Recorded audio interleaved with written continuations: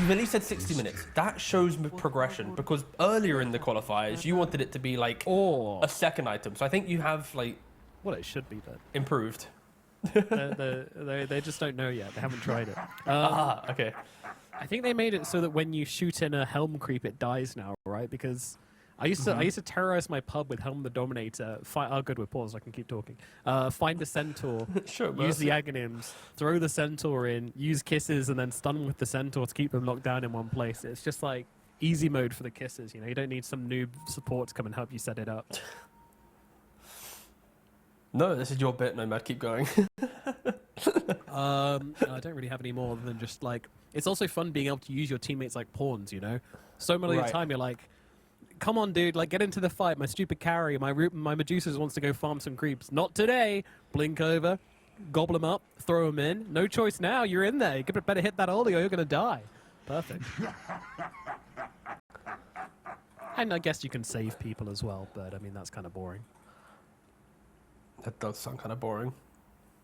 Absolutely. But if there ever was a game to see it, maybe at 50, 60 minutes when Analog wants to eat some Ag's blessing, it would be this game, Smile. Potentially. I mean, actually, no, it is pretty good because you've got Lion's stun talent. So there's a point where Lion could be thrown in with a nice AoE stun, but yeah. Could be funny, but probably not going to happen. Let's focus on things which might happen. I mean, is there any chance Analog goes for the right-click build? Because we did see Wonder Boy hit that one a little bit earlier in the qualifiers. Just went for... I think he did get a Blink Dagger and a Shard, but then just completely pivoted to, I think, Maelstrom or something. I can't remember the exact build, but yeah, he went full into right-click after the first he just went Daedalus. But not really. I feel like in this game, because you have like Terrorblade, Zeus, Nyx, all can be susceptible to big burst damage, especially from Snapfire, who's maybe even going to take over this game due to the natural aggression that the supports will bring through map movement.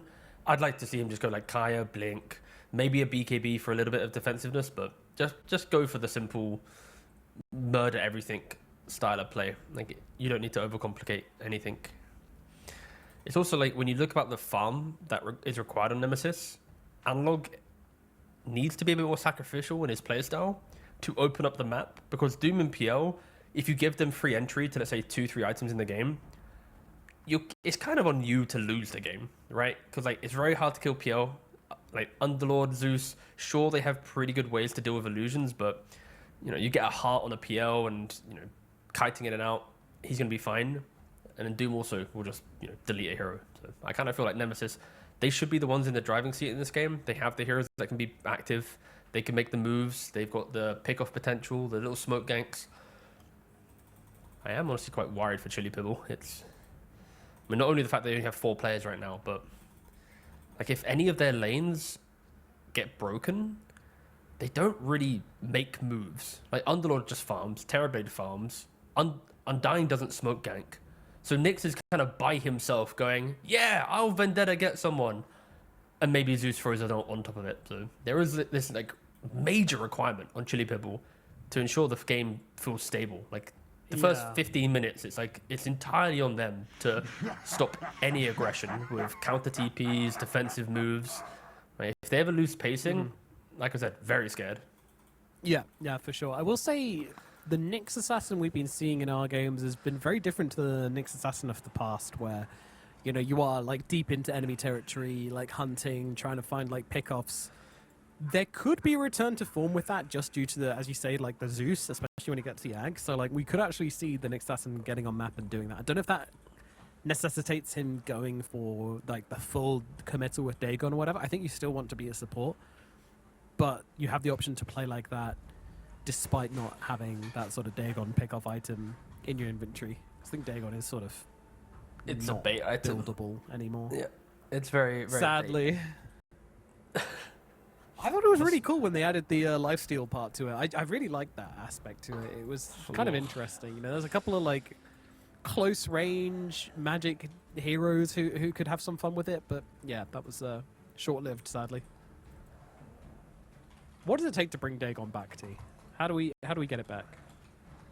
I Honestly, I feel like Dagon needs to be this item that is sometimes picked up, but not that good. Because if you bring it back and you overpatch it, everyone's going to want to buy an item with burst damage, right?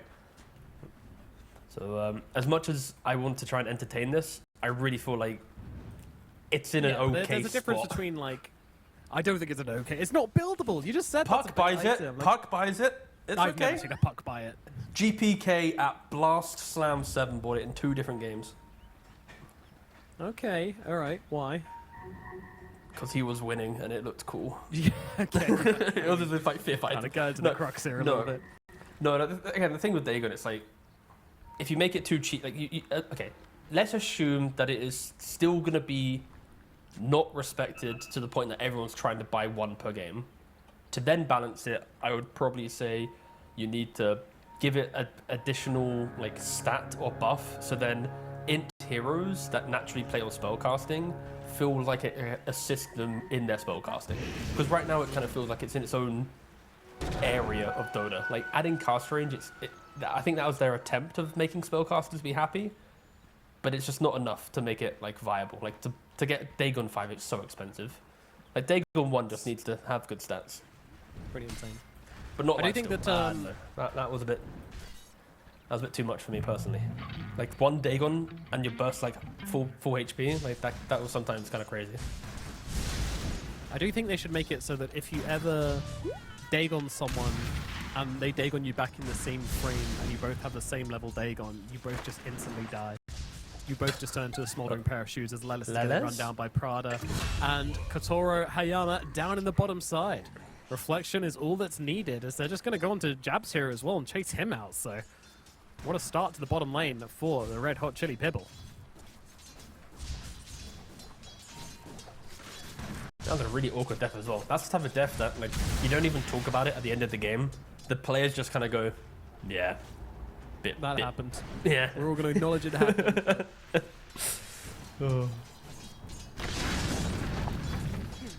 Again, in this bot lane with the Lion and the Doom, there will be points of pressure against them due to Reflection, Tombstone, and spells that can contain them a little bit through slows.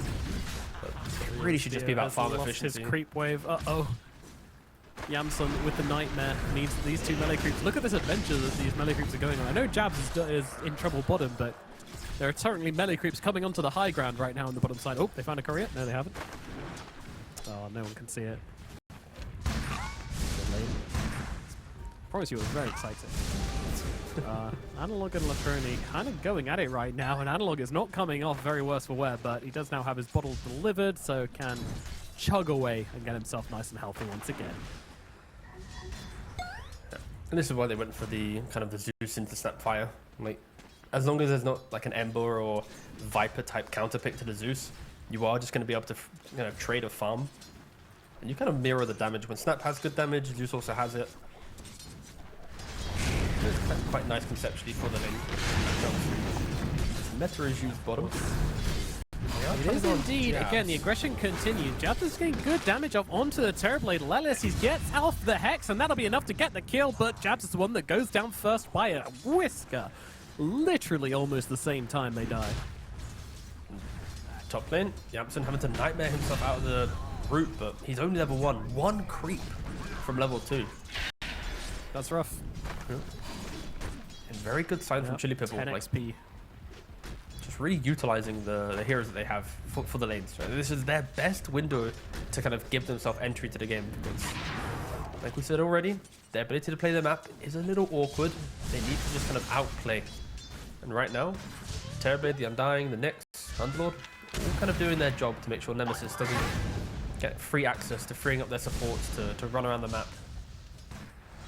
This is the Snapfire Zeus matchup in a nutshell we just saw there, where Analog goes for the cookie onto the Zeus, but of course gets a ton of damage off, but then on the retreat, Latroni's just free casting spells on Analog and getting a lot of damage come back the other way. But that said, Analog has come out a little bit better from this trade and can now start to zone out Latroni, who's looking a little sad in this middle lane now, honestly. Yes. We'll see at the 4-minute mark if any supports can come over to mid lane. It's maybe a world where Analog will just crush the lane. Zeus really needs access to one of the water runes. And you can see, look, both Bane and Lion, they identify the need to shut down this Zeus. And another pause comes into the mix. I believe there's only 5 minutes left of pause time. So Chili Pibble, they need to be mindful of this. They had a problem with their Underlord. Now they got a problem with their Terrorblade. You never want to have these type of issues, especially when you are progressing your way through the lower bracket of the TI qualifiers. Definitely. Yeah, hopefully they can get these internets fixed ASAP. Never want to play 4v5. That's never fun for anyone. It is possible, We though. get the gold from them in lobby games. Sucks. But if... What was the team that did it? I won't say the carrier's name because you never want to advertise people who do malicious things to our community. But yeah. What was the... I remember the whole situation. Winter Bears. Yeah. Winter Bears, my goats. I think, yeah. The 4 lads that stuck through that game and was able to close it out. Now, that is impressive. But again, shame on that terrible, vile soul who, wanted to ruin, tarnish our beautiful game. But still, to win as 4, mad props. And luckily, for the sake of our coverage, we aren't going to watch that as Terrorblade has reconnected. And we do have a beautiful 5-on-5. But yes, as we said, 4-minute marks coming in. Nemesis trying to shut down the water runes. They don't want the Zeus to have any regeneration. We'll force him back to base as well if they do manage to do this. But Wu comes up to the top side. Looking to secure that water rune. Nightmare out from Yamson, though, just to make sure that Analog can get in. Actually, Analog sees himself an opportunity for a kill here and will absolutely take it. But Yamson did inadvertently take the water rune during that. But luckily, Lelis is here guarding the bottom one. So definitely will be the double water rune spot. Analog, yep. Analog kind of thinking of going for another here, but... what were you thinking? Yeah, not enough mana, unfortunately, for the combo of the cookie into Scatter Blast, so Undying gets away. Latroni will just have to ferry out clarities and hope for the best. But you can see how important mid rotations are, right? Because Doom had this kind of awkward, Undying Terrorblade situation he was trying to navigate, and supports walk mid. You drag, 6 heroes to the mid lane, of course, including mid laners, and now Doom gets to farm back up again. PL in the 1v1 versus Underlord, it's fine. Like, Underlord can shove the wave, but PL can then just farm. And it's not like Underlord stops PL farming in the early game. The counter kind of comes through later on with firestorms and kind of itemization. So Nemesis just doing a pretty good job at just ensuring their cores can get through the lanes and not get any shutdown. Again, Undying is meant to be a lane dominator. We don't see it too often in the 5 role, but not really feeling its impact as of yet. No, not so far. We'll see. As that is I was back to the hoping mid for a little lane. bit more. I think it's very hard though. Like, Terrorblade is locked in behind cooldowns, so if your carry has less cooldowns, then Undying can thrive based on like stepping up, bodying, and bringing them low. But here we go. Yeah, Everyone to mid. It's time. Kiss is coming out onto Latroni a little bit here. Lelis is there with the follow-up with the stun, and that's going to be a kill onto the Zeus. Invis grabbed by Prada down on the bottom side at least, so Analog will not get the bottle refill. Just very good map play from Nemesis. It's just more like they just got a very basic script they're following. 4-minute, get waters. 6-minute, contest active. And then they're there, they're ready. But Chili Pibble, they're not there. Like Prada, on the 4-minute rune, he walked in like 10 seconds late. On the 6-minute rune, again, not really ready. Zeus is already getting locked down by the Lion plus that fire combination. Bottom lane, play coming out onto Jabs here. Wu's in the neighborhood as well, but, well, Jabs already dead. The stun from Lelis is not going to help him. They will lose their SEA offlaner. Lelis running to the Wisdom, realizing what could be afoot here. He might need a little bit more help to secure this Wisdom rune. Is it going to come? No, it is not.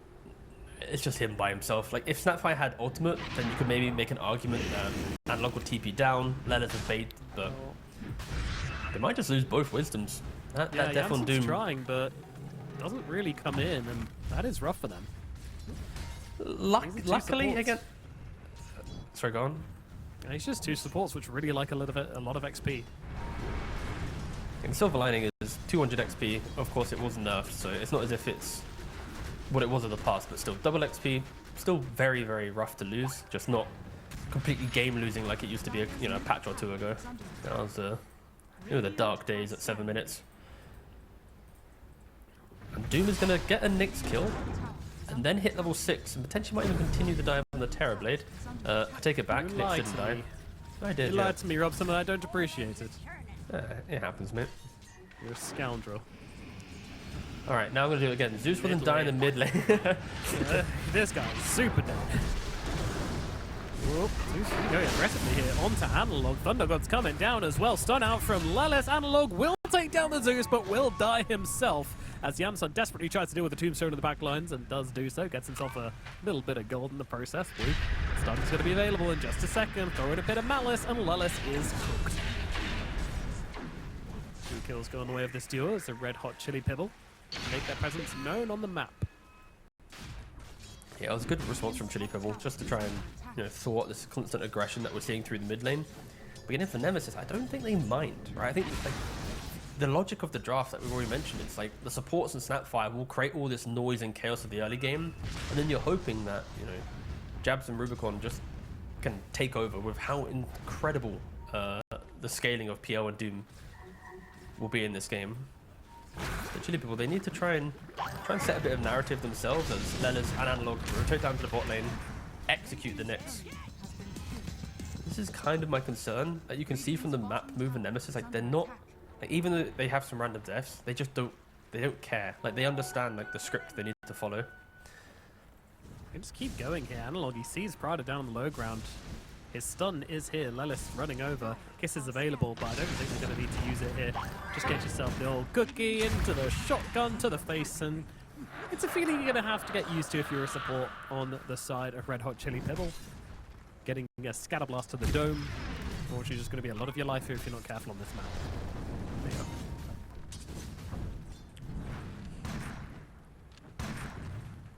They're going to sit back, probably go make some stacks and just try and be efficient. 2,000 gold lead at the 10-minute mark. Of course, the major disparity is the snap to the Zeus. Zeus is having to use so much resource to survive, or snap, of course. We see him getting the kills. 14 seconds until the next Zeus ultimate. Maybe they can try and set up a play around that. He walks up into the high ground and just gets deleted. You're learning your lesson. Latroni getting blasted by a few kisses, going a little wide here, but will still land regardless. Jervis is in the thick of it at the moment, but Prada's the one getting whacked down as Rubicon makes the early rotation on the PL to join the fights. He does get a whole bunch of kills going his way. Nemesis getting started on this map. Yeah, Nemesis just understand, I think, the concept of the draft timings really nicely. Like, the PL has a Yasha. He knows that he doesn't have to just AFK sit top. He can rotate through, pick up a regen, keep applying that pressure. Like, Underlord Terrorblade are so greedy in the first, 50 minutes of the game. So just keep trying to, poke at your opponent, make them waste TPs. Lelis has to be careful. He's behind a tree and doesn't even care. Too much. Well, yeah, apparently it is. Well, it's absolutely fine. The Doom kills off Lanatroni. Just scrambling. Wait, and Yamsun killed... What? Huh? Excuse me? He got nightmared into Brain Sap and then Fiend Script and just got solo killed by a Bane. Okay, Yamsun, I see you. That's I don't think the Nyx did. Right there. The Nyx... Yeah, that is true. That is... He was adding shuffle to the playlist and just got deleted. Okay, unlucky. Toru Hayama is being chased down to the bottom side now as well. Cookie up. Oh, doesn't quite make it to the high ground, but Rubicon does. Hello, coming through the portal and blowing up the Terrorblade. Lelis does die to Lalatroni at least. It's Prada trying to look for something here, but unfortunately, this golem is just going to get killed off as Analog gets himself a double.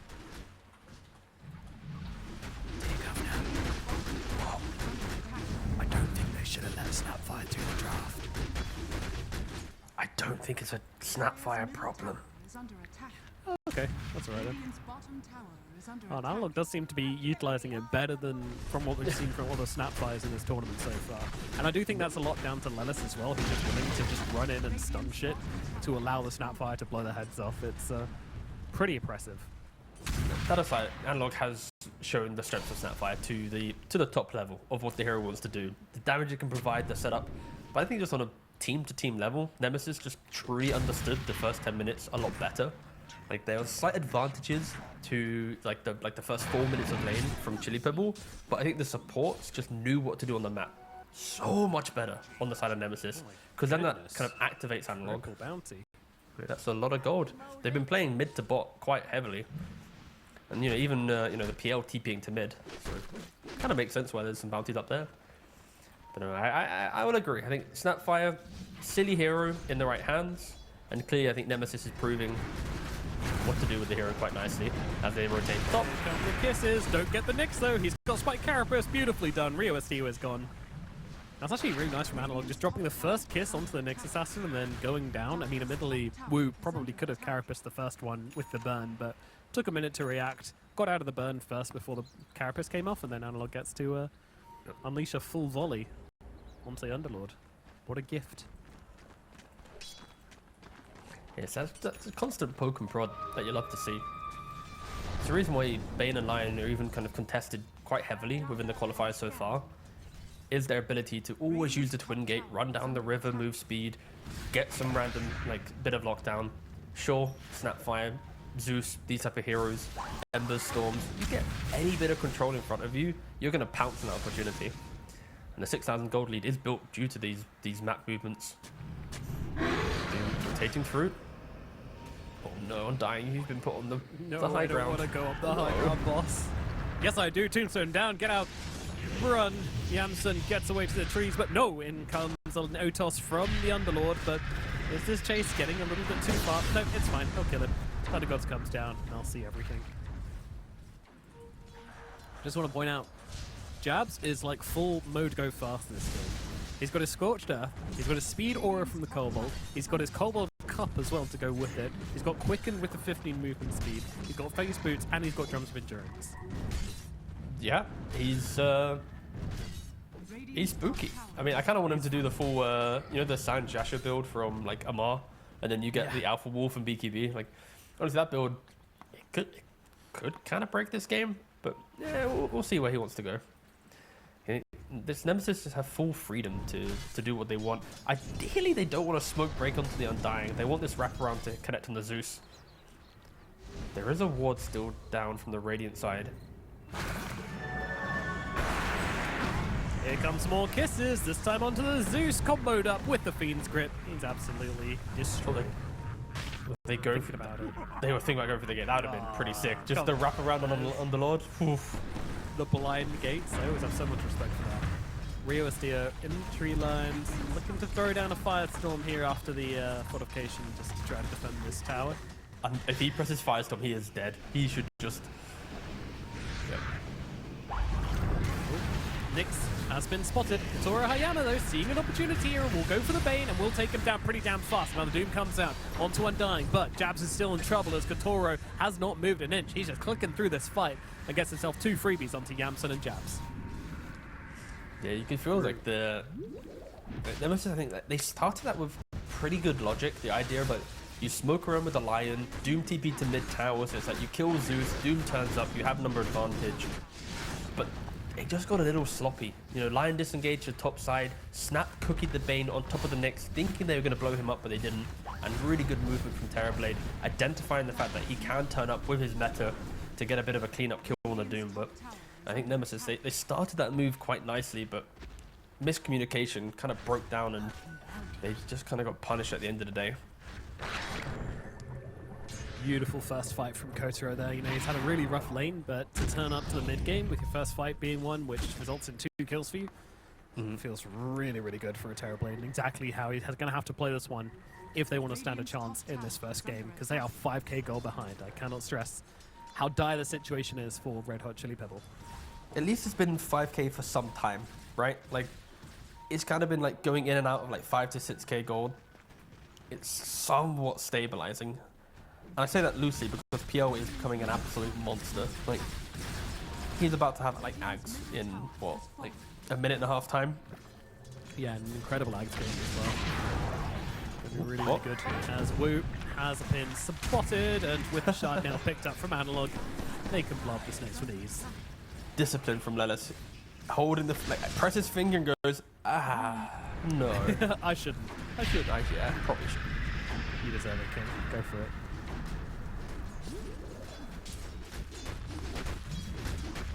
There's two kinds of Lion players in the world. Those that would and those that wouldn't.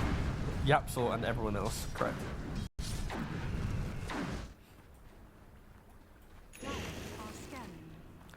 Also, Analog, I like the fact that he went for this build. Like, we're talking about Blink and Kaya and these standard, but he's trying to go for like the no thrills version. Like what he's saying is, I have enough damage and my team has enough lockdown, so I want to ensure that my damage is continuous. Of course, still respecting Nick's carapace.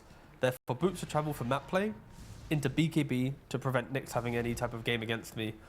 I think it just shows a lot of respect to Chili Pibble. There will be an argument of maybe he misses a Terrorblade kill because of lacking the Kai or something, or the positioning for the Blink. But if they continue to play, I mean, it's a nice little cheap kill to get. Like they need to get something on Chili Pibble, and these random kills is why the net worth is somewhat stable. Good D-wall as well from Nyx. Thunder Gods was used though and didn't actually get Latroni the kill, which I think is a little disappointing for him. Yeah, he has close to no game. No, he really doesn't. He shut Like him down 1, very 5, hard and at 2. mid. Yeah. Not ideal, but you know, he has got the lightning hands, so it does give you the ability to farm back up into the game better than a lot of other heroes can. So keep an eye on Zeus. He might be able to climb up that net worth rankings if you keep your eyes on him for too long. But yeah, Rubicon, that Aghanims is on the way out right now. Just called the courier. Yeah, it's just so scary. It's like he gets Manta, then Ags, he continues to farm, and then he gets like Skadi or something, and Butterfly and Bloodthorn, and yeah. The hero is just like lost in the meta because of off-lane counter picks and also the pacing issues. But with Terrorblade Undying, that honestly was a big enough of a read that like my hero counters 2 heroes out of 5. I'm just going to play the hero. I'm going to rely on my team to do the rest. If they do kill Zeus, who's desperately trying to farm up, and a godlike Snapfire. 11, 1, and 5. Analog just pulling an absolute shift. He is styling, catching out the courier here as well, but Katoro is doing some damage to this top tower. Should be able to bring it down. Trying to just find his team something out of this map. But with meta shown though, you are also giving a window that maybe Nemesis look towards Tormentors and Roshan. It's not as if Terrorblade is going to want to turn up and contest those. And there is an amp damage top. Maybe if Nemesis see that. Okay, they do. Analog's already on it. Jabs, by the way, picking out the shard, grabbing the ancient black dragon. Now he's got himself a fireball and a splash to play with, so a little bit of inbuilt cleave never hurt. No, it's kind of like that's like industry standard for Doom these days. What a way to phrase it, but it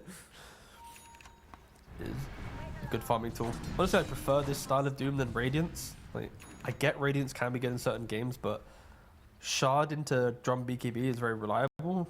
And of course, the splash attack from the dragon is very nice.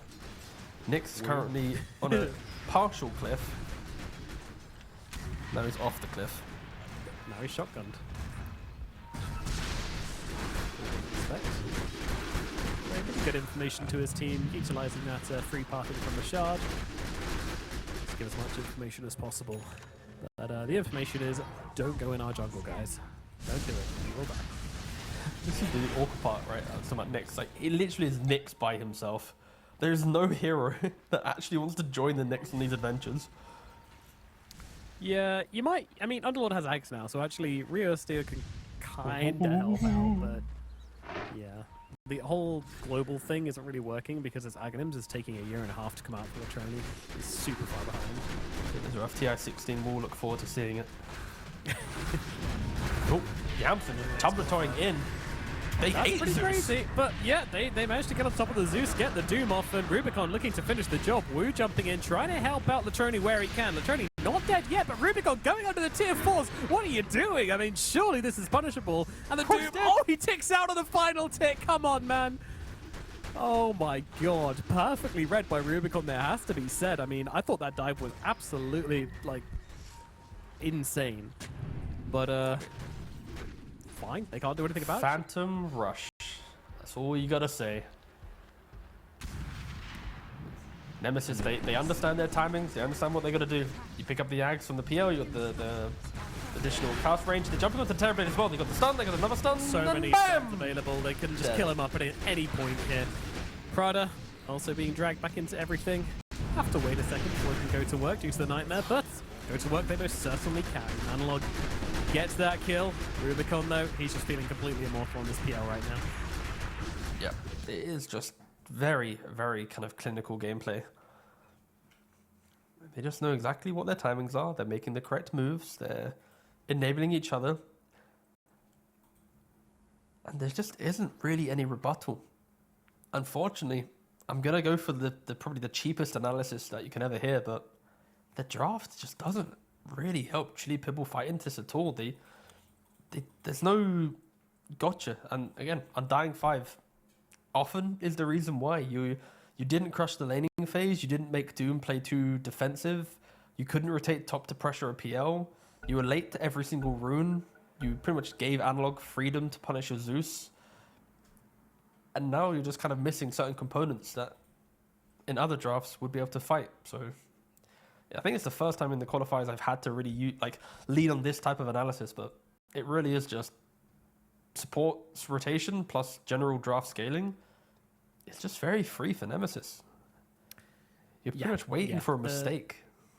Like, there were moves made by Red Hot Chili Pibble. Like, they weren't completely active, but for every move that they made on that side, Nemesis had made 3 more, and almost all successfully. I feel like there's also somewhat empty match moves. The speed. Yeah. And now they go to Roshan. Yep. There's a pretty unprotected Roche. Could come over if he senses something's up. Got the observer. Bit of easy though going into the pit. Dire presses scan. Yep. Yeah, sees Rio. Wonder Gods comes down, but Aegis already grabbed from the PL. Now he jumps at Wu, but Wu dancing around the cliff will be alright.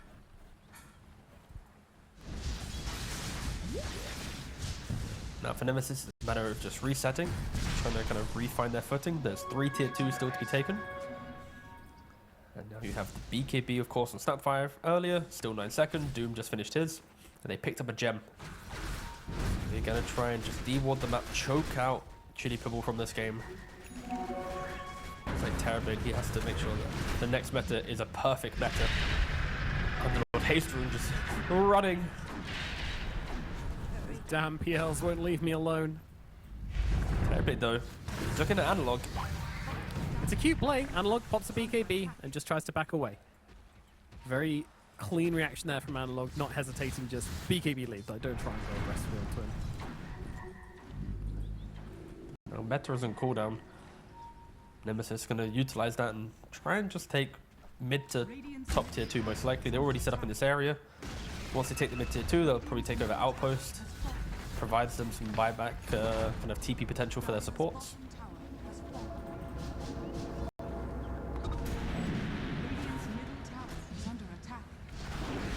You can see that Nemesis very much, it feels like they have this like this script of the early game, and they very much are following it. It might be a reason why they struggle against teams like Playtime and LGD, just because it's like you can see this formula ticking over in their heads. And again, haven't really covered any of the Nemesis games, so have yet to see them play in like difficult situations. But if they follow the script, if they get to hit their timings, they do look like a pretty decent team. Yeah, I mean, this has been super clean. Not really much to say other than everything's on track for them. Their draft made sense, and now they're following through with that. Some very nice plays. Well, it's going to jump in, throw out the stun onto the Underlord. Doom is going to be there, and Doom is going to get used. So Rio Estillo is going to be gone. Throwing some kisses as well for good measure. Why not? Let's get cancelled out in the end, but that doesn't matter. Camson is going to sleepwalk down to the low ground for style points, and now the high ground push doth continue. Rubicon on that high ground. Round up for now. Latroni shows himself and Lennis with the jump, immediate blink in, Hex, the damage comes through, and a million PLs descend upon him, and Latroni is dead. Prada also going to get taken out. Rubicon course, doesn't want to waste the Aegis as such, but also more than happy to use it here if needs be. We'll keep him alive with a cookie. We'll blast out. Catapult to full, but jumping back in and getting to work on this tower. Terribly just doesn't want to join the fight. If the Zeus and Underlord are dead, the the wave shovers, the high ground dominant heroes, if they're gone, he's not going to turn up. But now he does. They are slowly respawning. Yep, they're being used and the stun comes out from Wu, so a nice little combination, and they will be able to catch Yamsun here at the very least. And the Aegis is gone for the PL. And look, BKB's already used, but Lelis and Jabs waiting in the wings, ready to help out. Ready to help out. Never mind, they left. Katoro gets a kill onto Rubicon. They did not break the high ground base. Concerns perhaps getting arisen here for Team Nemesis. Yeah. I did have the question, like, where were the cracks in Nemesis's game plan, against these top teams? And maybe that was it, right? The desire, the hunger to try and progress the high ground. You have like Bane constantly jumping in. You're putting yourself in this position. They still had some cooldowns soon coming back online, but they just forced it a tad too quick. And fair play from Chili Pibble. Just so much, I guess, discipline. Because Terribly clearly made the call, like, guys, I'm not joining this until, X things have occurred. And then when he joins, that's when the go switch occurs. They just, they run over the fight, find the lockdown. And PL, he's very scary in open play. One of the better heroes at just utilizing open map fights. But at the high ground, can be quite clunky. He's not really a natural BKB bio or these defensive items. He wants to play on stats and poke. Not terribly. He's gonna have a butterfly for the next engagement. Damn. This is just it's just the tale of two massive carries, and you still need to lean towards Nemesis. Like having Doom, Fiend Script, and, all the Snapfire toolkit. They probably are fine in the next fight. It's not like this is the epic comeback moment, but at the end of the day, they just have to respect Terrorblade. Don't let him just free hit on meta. That is the only way Chili Pibble will get into this game. Pretty much, yeah. Yeah, we saw it there. Katoro just biding his time, waiting for the perfect moment to enter the fight. He TPs onto the side, runs on over. Wu is there as well with the Impale just to break up the fight. From that point onwards, Nemesis just realized that without their Bane, with the amount of damage coming out of this TP, there is no more fight to be had.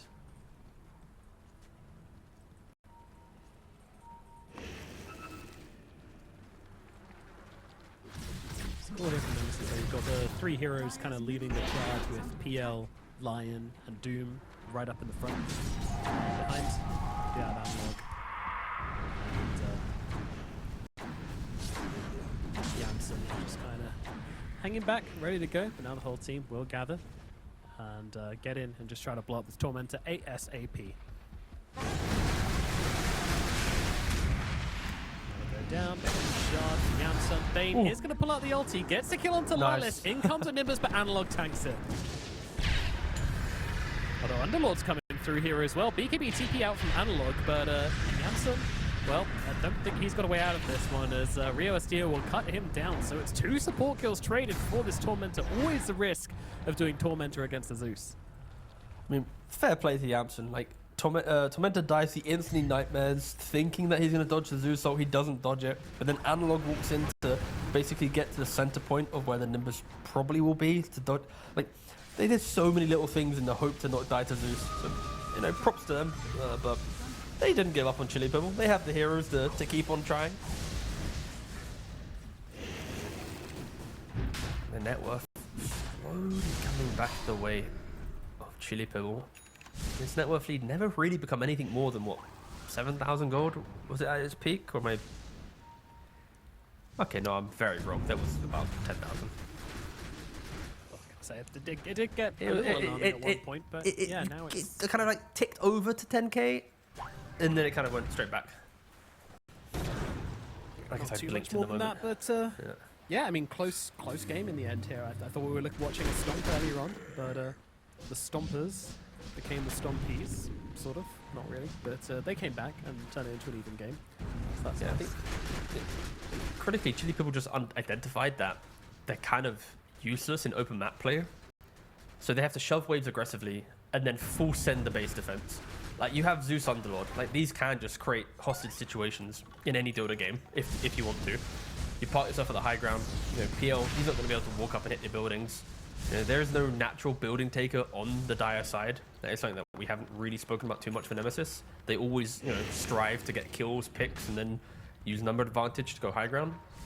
So if Chili Pibble could continue this discipline, then maybe there's a shot. Maybe Terrorblade can eventually stand his ground. But Nemesis, they are smoked running down the lane, and they're going to find the Zeus. Yeah, it's a great Very catch. good pick. Analog gets on top of him, and Latroni will be dying.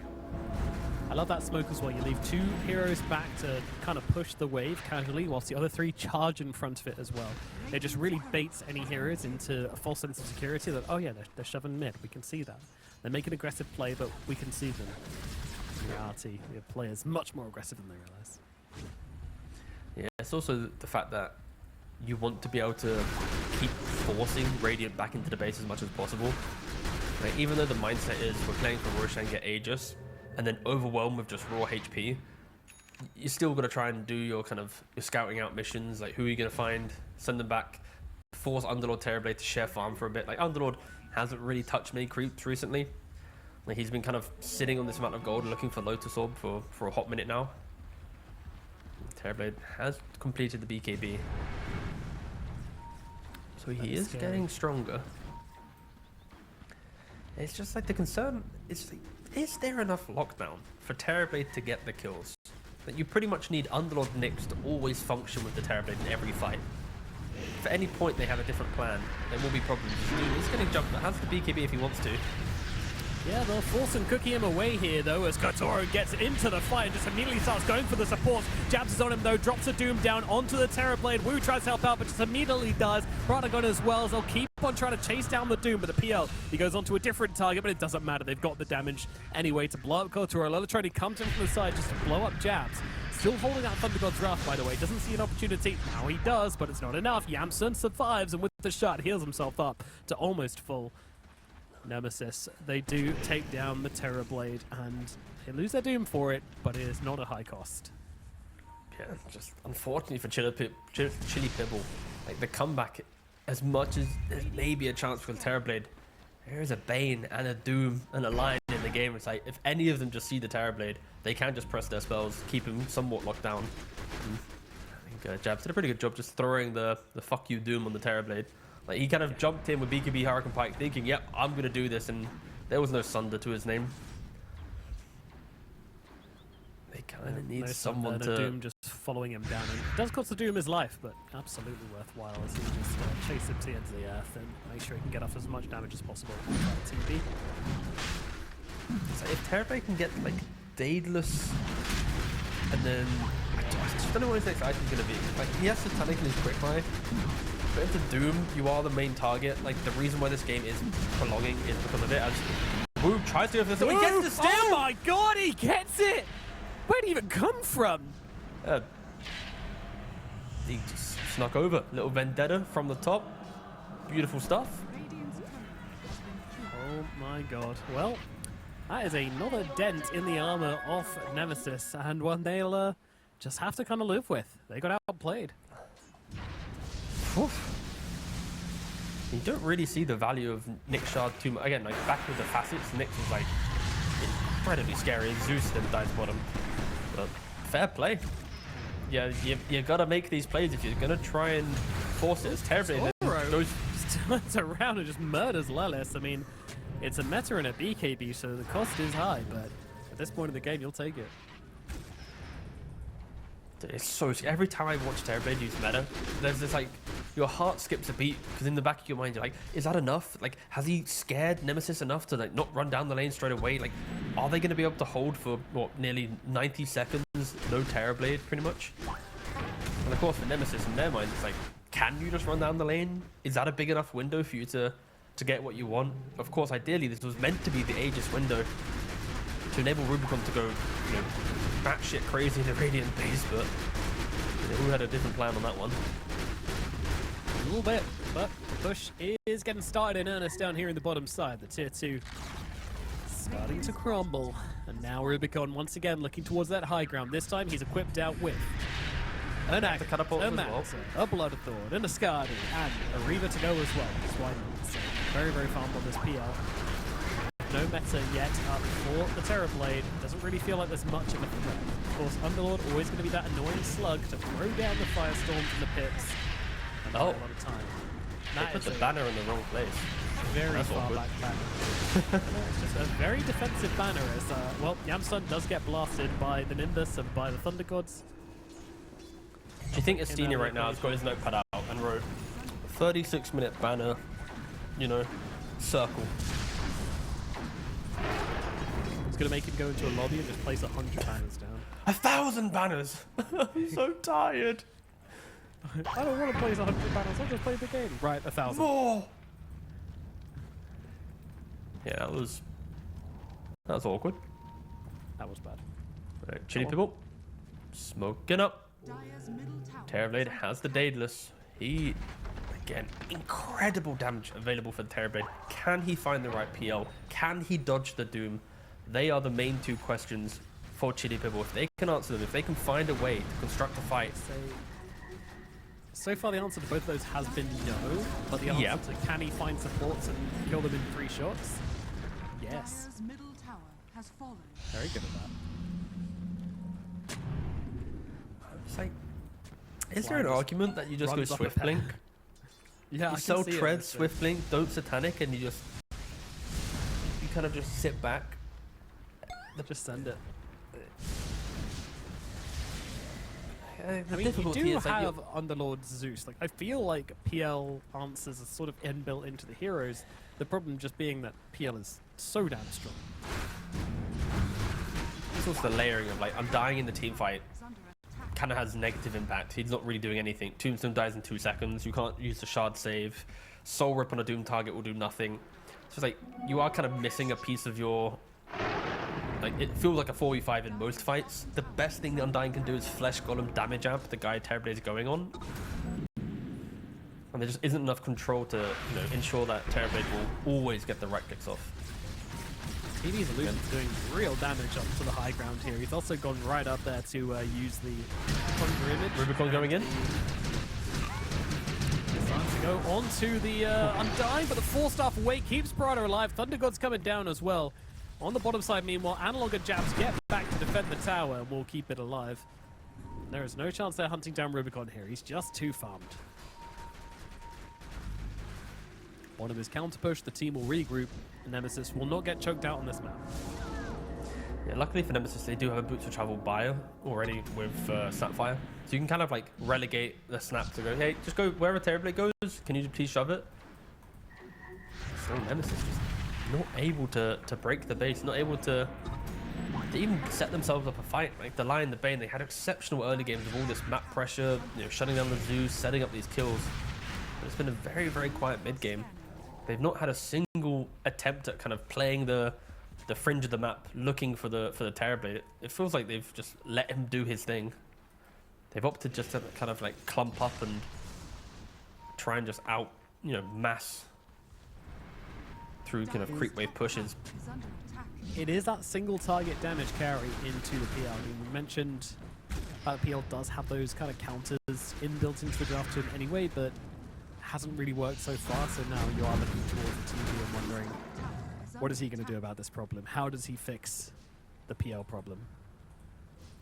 I'm just not sure he does, but he might fix every other problem. It could be a team effort to deal with the rest. Smoke out available from Lelis and the gang. Move towards the top side of the map. That's Reclaim the awkward. vision around here. So they saw the pressure from top of Terrorblade. They ran mid, smoked together as 4 in the hope to go back top to find Terrorblade, but he already was bottom. So the smoke in itself was somewhat wasted time. And Nyx then broke it, blinked away. So I think Nemesis is feeling that mid-game frustration, just not knowing kind of what they want to do. They feel the high ground defense of Underlord Zeus. They feel the map pressure of Terrorblade, and there is not there isn't one definitive call right now across Nemesis, and they are just kind of like stumbling their way through, just hoping that more creeps might be the answer. But again, at any point, just doom the Terrorblade, kill the Terrorblade. It is probably going to be game win to Nemesis. Doom gets seen. Hello, everybody. BKB does come out in time, though. They don't get the chain locked down on top of him, so the Doom's going to be absolutely fine here, but it's defensive. They're backing themselves away, and the Bane, unfortunately, isn't going to get away with this one. Alatoni drops down the Thunder Gods to make sure the Bane will fall. Have the evolution still hanging around even miles after the fight has ended. But Triangle is regained from Red Hot Chili Pibble. I say that. Lelis coming back in again. Rubicon looking for a target, and they'll try to just bring down the Zeus. There come the kisses coming on through, and under the cover of BKB, Wu won't be able to cancel it with that spiked carapace. So Alatoni is gone, and Rio's not getting out of there either. Lelis helping out Rubicon, making sure that the kills are nice and clean. Even looking for more here as Prada's been spotted. He's going for the TP. It's not going to happen. Triple kill now for the PL. From target to target to target. This is exactly the kind of fight that PL looks for every single game. Exactly the kind of fight Terrorblade doesn't want in every single game. Split, long engagements, it's not his cup of tea. And now, up to the high ground he goes. PL still plenty healthy. Ready to spam out the illusions and get to work on these towers.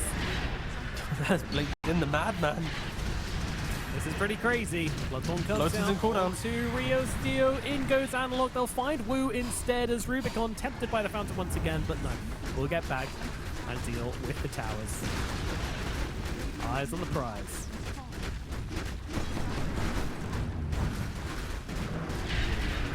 We'll see the sentry here, but chooses to back himself out quite nicely, still utilizing the speed of that scuttle. Middle barracks are starting to fall. The base is finally being broken. Stun out onto Jabs. Jabs still has the BKB available as a fingers onto Wu. He is gone. Oh, Ted, but he tried to skip the wave. He just couldn't get it with his illusion. Of course, there's still a catapult wave top, so it's not that important. Mid-rack falls, top-rack falls.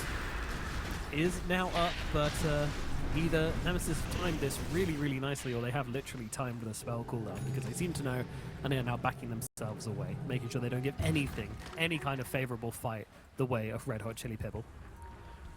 But the balance of these fights here, it really is a matter of, like, Chili Pibble need to pretty much show their hand, and that's when Nemesis will pounce. And, you know, Doom at the very start of the fight, you could argue was out of position. It kind of maybe even gifted Chili Pibble a chance to fight, but they just kept kiting, kept kind of understanding where they wanted to fight, and PL, like you already mentioned, he just truly dominates these open map fights. It is kind of a shame for Chili Pibble that they opted to try and fight like that, because they were so scary in the base. Like, it was, they're just like, their sweet spot was just full send the base defense. They kind of broke from that. They got maybe a little bit too comfortable thinking, you know what, the game doesn't feel that bad. And as soon as you leave base, you get reminded about the Nemesis lineup and go, ah, that's why we weren't leaving the base for the last 10 minutes.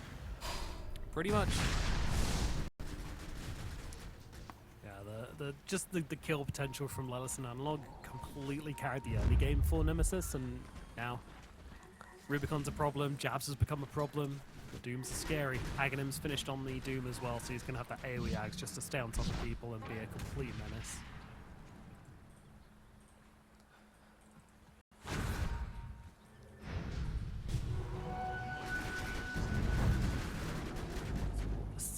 Seconds of self-doom.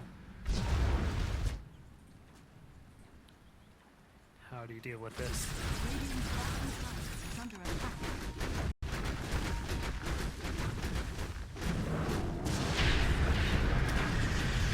Rubicon getting caught inside the Peter Palace here.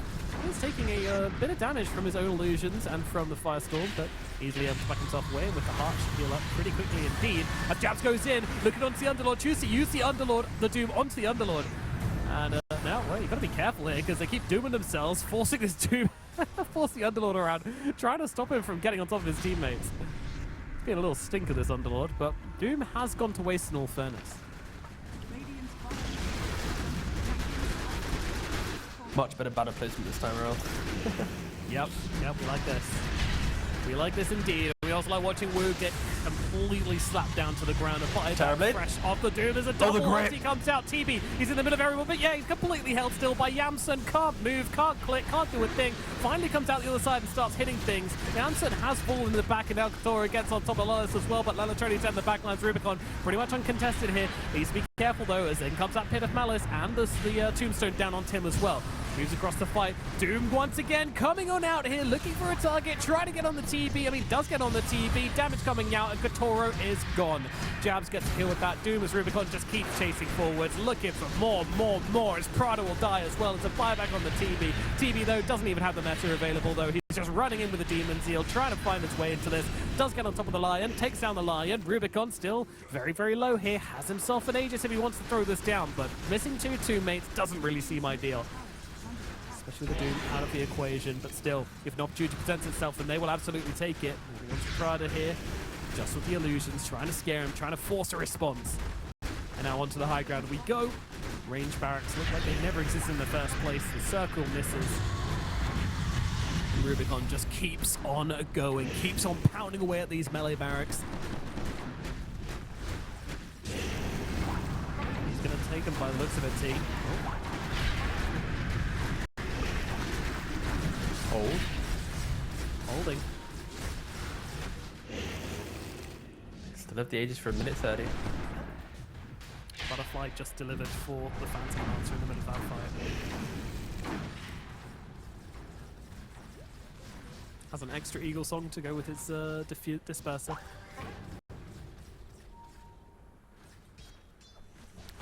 13 seconds till the Doom's up, 40 seconds till the Lion's up. There will be a small window with Lion and Aegis still in play. Wondering if that's what they're interested in. Up the top side, they managed to find the backlines here. Two backliners just caught out together, but Analog's got the beacon. He just try and run himself away. Yamsen does actually get off an ulti before he dies. Used it onto the Underlord here, and now with the kisses coming through, it's good damage. Katoro needs to find himself a target. It does. Sun does an illusion. It'll do. It keeps him alive at least, but Rubicon will not let him get out, and Jabs comes back in with a Doom and takes down the Terrorblade. And with no buyback available, I don't see a way out of it for him. The PL finally gives his Aegis up to the TB, but with the TB out of the game permanently, it's hard to see them coming back from this one. Nemesis with the Mega Creeps, all they need to do now is go high ground. Sure, Zeus is still around. He's still got a ton of damage to dump. What does it really matter? Bottom barracks will fall. Mega Creeps are out. Still 90 seconds on the TB. If they want to do this, they'll have to do this. Sans Bane. And Lion kind of getting cooked up here a little bit. Lellis has just gone. I'd have expected some backup there from Rubicon or Jabs, but they were not in the neighborhood. Still waiting for Analog to TP in on this one. Analog is here now. Can the cores do it without their support? A true test here. Do supports matter in this? Yes. Thank you. Back to you, Noma.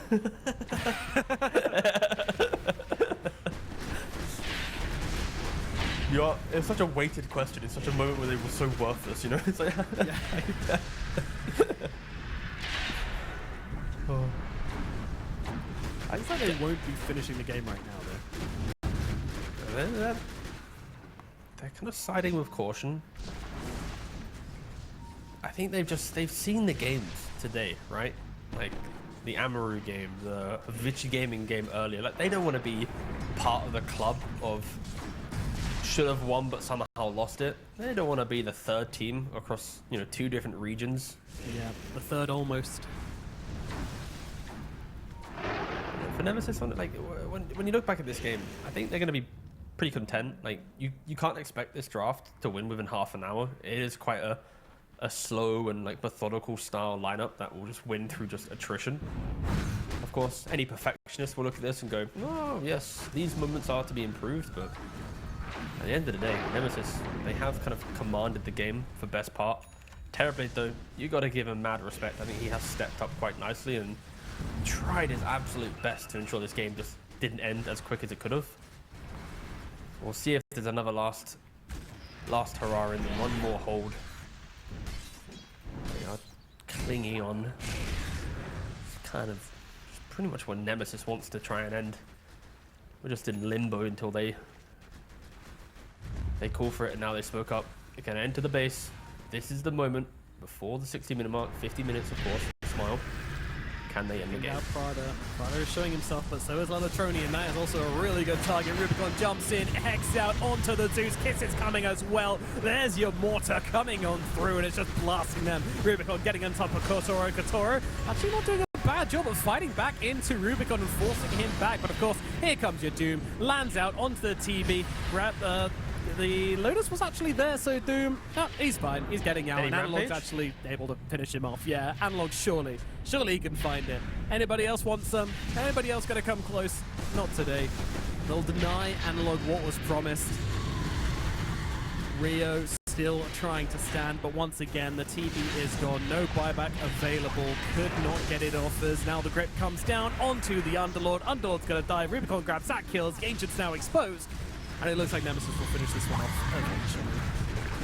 This is coming down. Shotgun's going to be there. A little too late for the Rampage for Analog, but it was a Rampage in spirit. As they will take down that throne. GG is called. Game number 1 goes to Team Nemesis. Pretty good performance on this. One thing I will say, Red Hot Chili Pibble, you know, TK, I love my 60-minute timings. If we get to 60 minutes, you know, Centaur, he's going to bust out the Agonams, and then you're going to have Muerta riding in the back. Amazing. One of my favorite combos. And then just, you know, hope that maybe Yamsun and let us disconnect or something and can't use their ultis on him. Having an amazing time. Is there any 60-minute strat that doesn't include Agonams with you?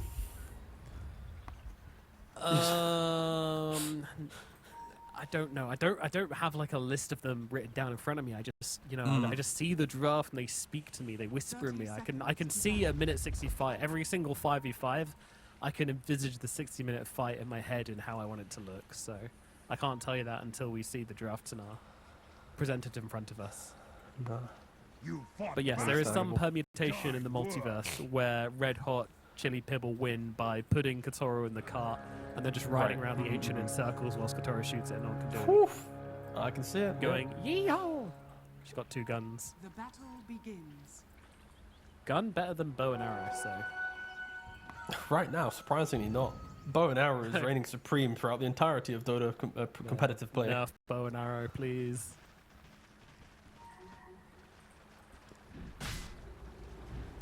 Okay. Double support looking bottom for now, but most likely we'll just twin gate. Prada has shown on the creep wave. So Drow will act defensive. Meanwhile, in the top lane, they've killed off the range creep. Yep. Supports are going to pass each other for a millisecond. They both went through the twin gate.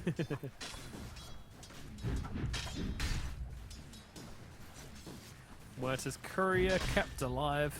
We see this almost every game at the moment where someone tries to kill someone's courier at minute 1. Just, you know, utilizing the fact that people be greedy and people be trying to get the tangos after bounties. Yeah, they're trying to, you know, just punish the resources. Again, early game courier usage is very predictable. It's like most people want to start with a couple more stats, utilize the courier for the first bit of regen. Second courier will be like salve plus more stats. Okay, if you can find windows to make the move, it's going to be pretty good. But of course, we do have a focus on bot lane. It's a very scary lane. Even with return, Drow can do some decent damage. Of course, I think like level 3, level 5 Centaur is when you really kind of turn the lane back around, especially with Helm of Iron Will. But until then, just be mindful. Drow's going to keep poking you down. So I was actually oofing at mid, where we had a double range creep deny from Analog. Now Trini actually moves forward onto Analog. Analog, he's got the stun available though. We'll keep chasing. One more right click will do the job, and that'll be a first blood coming out for the Slardar solo in the middle lane. Tip that man, Lelis, give him some pocket money. He deserves it. Just a ridiculously illegal shield crash there coming out for the Pangolier, unfortunately. Pangolier has been sent to the absolute wolves. Oh, okay. Looking like a dead Jabs, trying to go a little hard onto Jabs there, but Lelis micros the Muertas to make sure they can get the kill onto the Disruptor. But still, good stuff for the top lane here for the Red Hot Chili Pibble. In all of what we said, we didn't mention that like this lane is okay for Red Hot Chili Pibble, right? Like we're not too concerned about Muerta surviving the laning phase at least. it's a volatile lane. I think it's Disruptor and Muerta need to show kind of good skill to be able to keep applying pressure. Any mispositioning, you will just get chased down.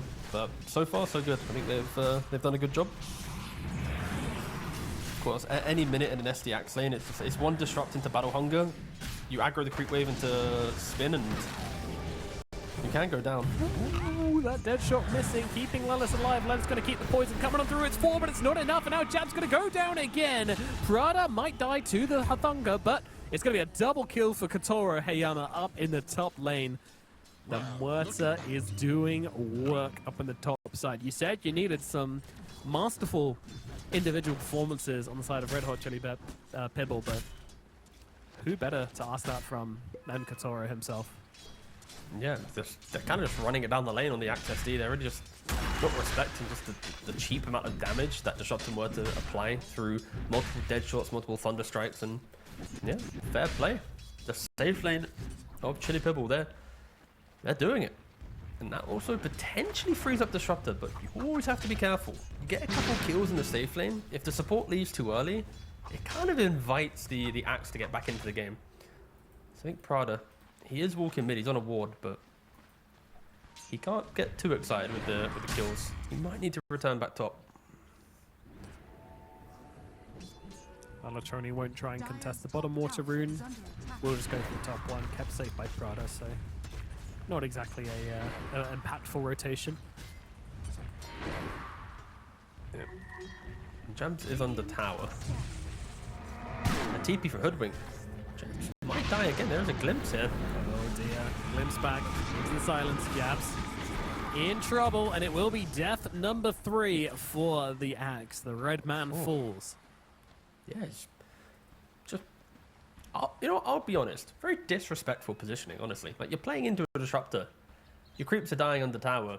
And you're kind of, like, then trying to also dive the Muerta. It kind of... Like, if there wasn't a Disruptor in the game, then that kind of makes sense. Like, you just run away, but still. They go into Tranquil Centaur. Nice attempt at the branch. Into pause. Ooh. Oh, BM from Rubicon. Totally. Bro, don't... Okay. Fucking hell. He looks like he's like dying in a super dramatic way, but he's actually going for the stomp. Will he survive? Type 1 or 2? I'm not going to tell you which is which. Yeah, okay, cool. You didn't say which was which. Both is die. I know. Great. You don't get the option. No. Oh, give him a cinematic death. Can we play it in slow-mo? Oh. Radiant's bottom tower is under attack. A soldier's fortune. Sometimes I like to go into free cam mode in these lobbies. Just have a look around. Go look at some stuff in, you know, eyeline perspective.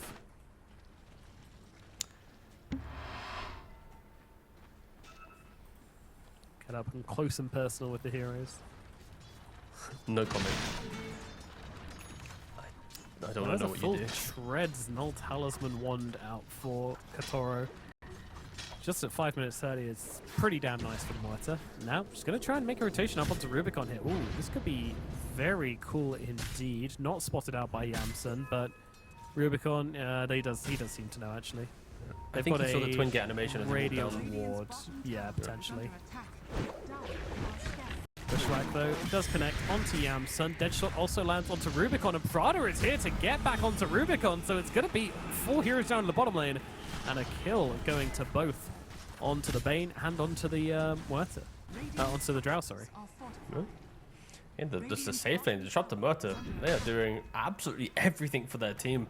We already know that the Pangolin is struggling in the mid lane, but the rotations, the pressure, the killing off the Axe, the coming bottom to utilize the first catapult wave, like, all these small things all add up to Chili Pibble just stabilizing the game. It's one thing to win this lane, which, you know, could have gone either way, to be perfectly honest, for Kotaro. It's another thing to then also let that spill out into the top lane. And you know what? I'm not even casting cursing because he's going to live this. In comes the ulti. Disruption out from Lelis. Wu comes in. Pretty not too healthy, though, on the Hoodwink. He needs to run away from his own illusions here as well because the damage is pretty severe. Rubicon on the run. Could fall, will fall, goes down, does die. Now Katoro in some trouble. Jabs, got to get off that battle hunger there. Got to secure the kill onto Katoro. Hayama will do so. Lelis is the one to pick up the bounty on him. Yamsun takes down Wu. Meanwhile, now they can look towards Prada. Prada probably not getting out of this one. Jabs is going to have the battle hunger available in just 2 seconds. But nope, will back away. Doesn't want to chase up the higher ground, I guess. Scared of rotation of some kind. I don't know. Radiant's bottom tower. Finally, the Just aggression from Nemesis pays off though. Like it was getting kind of desperate. They just kept throwing bodies up top, but again with the catapult wave, with the constant dives, they put a stop to the the tyranny of Disruptor Muerta in the early game. Rubicon though. Very, very tough situation now for the Drow. I've not seen a Drow be this out of the game for some time, to be fair. Like, she kind of always seems to have a free pass through the laning phase. Sure, like we mentioned, the Centaur, Helm of Iron will return, also retaliate, my apologies, not return.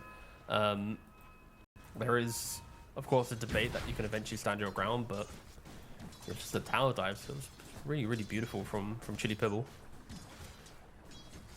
If anything, it now gets awkward for Muerta. Like, where does she want to go on the map? She doesn't have her Maelstrom yet, she doesn't have her farming tool. Jabs picks up the haste. Slardar tries to get in here as Katoro makes another play, this time onto Lelis. So unfortunately, Rio is going to disconnect from the game. Luckily, he wasn't involved in any of this shenanigans, so doesn't really affect the play too much.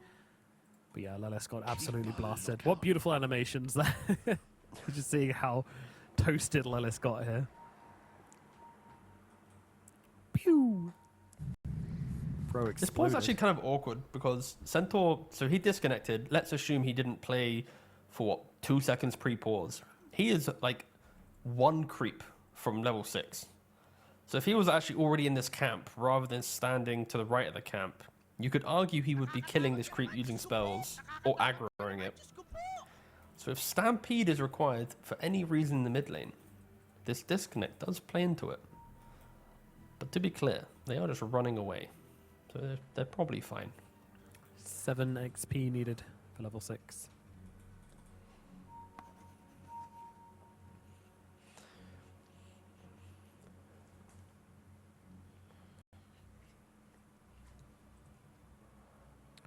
Yeah, I think Drow just wants some time in bottom lane by herself.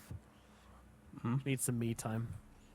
I mean, it always happens though. Like when you take the tower this early, like we saw it in previous qualifier games, like you lose tier 1 tower, it feels good in the moment, but in reality, the wave gets shoved down to the tier 2, the carry can farm tier 2 with better tower aura, you don't want to dive to tier 2 because of course, the damage it has, and then it actually kind of brings back the farming kind of mechanism. If you have the tier 1 up and you force the carry to play there, you're using Twin Gate, you're instantly diving, so there are some arguments that safe lane towers being taken at the wrong time is a recovery mechanism for carries who are already the losing lane. Like, I could have seen a world where Centaur just like holds the wave, keeps denying, farms the jungle camps, and then you take tower maybe at 10, and then Rubicon will have like 0 creep waves ever again. But he's kind of grateful. Like, he's been given like at least 2 to 3.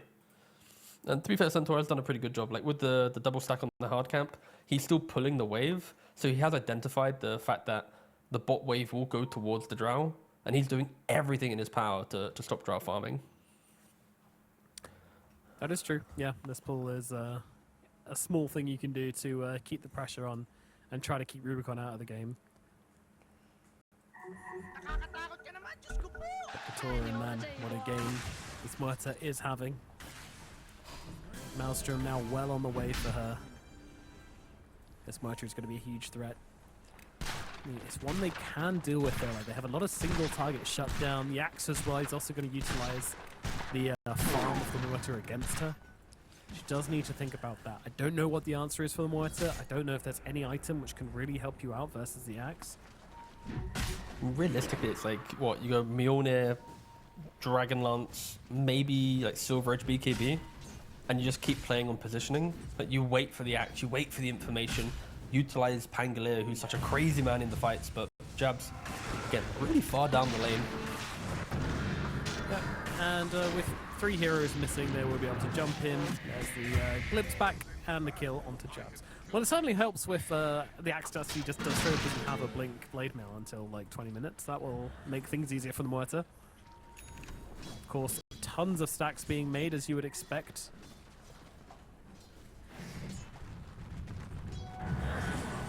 Lelis, oh, he's pre-preparing the Ancients for the Axe.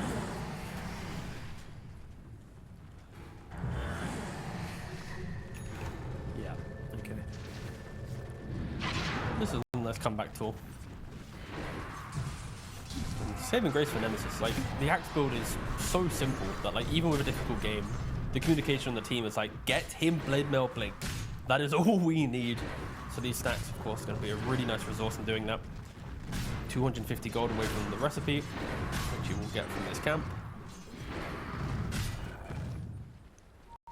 Bada bing, bada boom. Blade mail in place. Step 1 complete. Step 2 will be the Blink Dagger. Step 3 will be sit on Muerta. Radiant are scattered.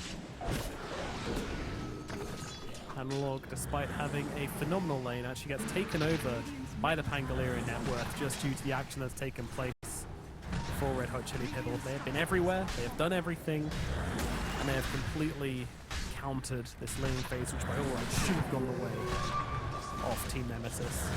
Mostly off the back of Katora Hayama. Katora just, him and Prada, truly exceptional. Kind of outplaying the laning phase. And they're even diving behind the tower. Ooh, unfortunate glimpse. Bring in the numbers. Getting Centaur with the Helm of Dom, taking over the Troll Summoner. Does apply that additional kind of tower pressure, ability to kind of progress the map.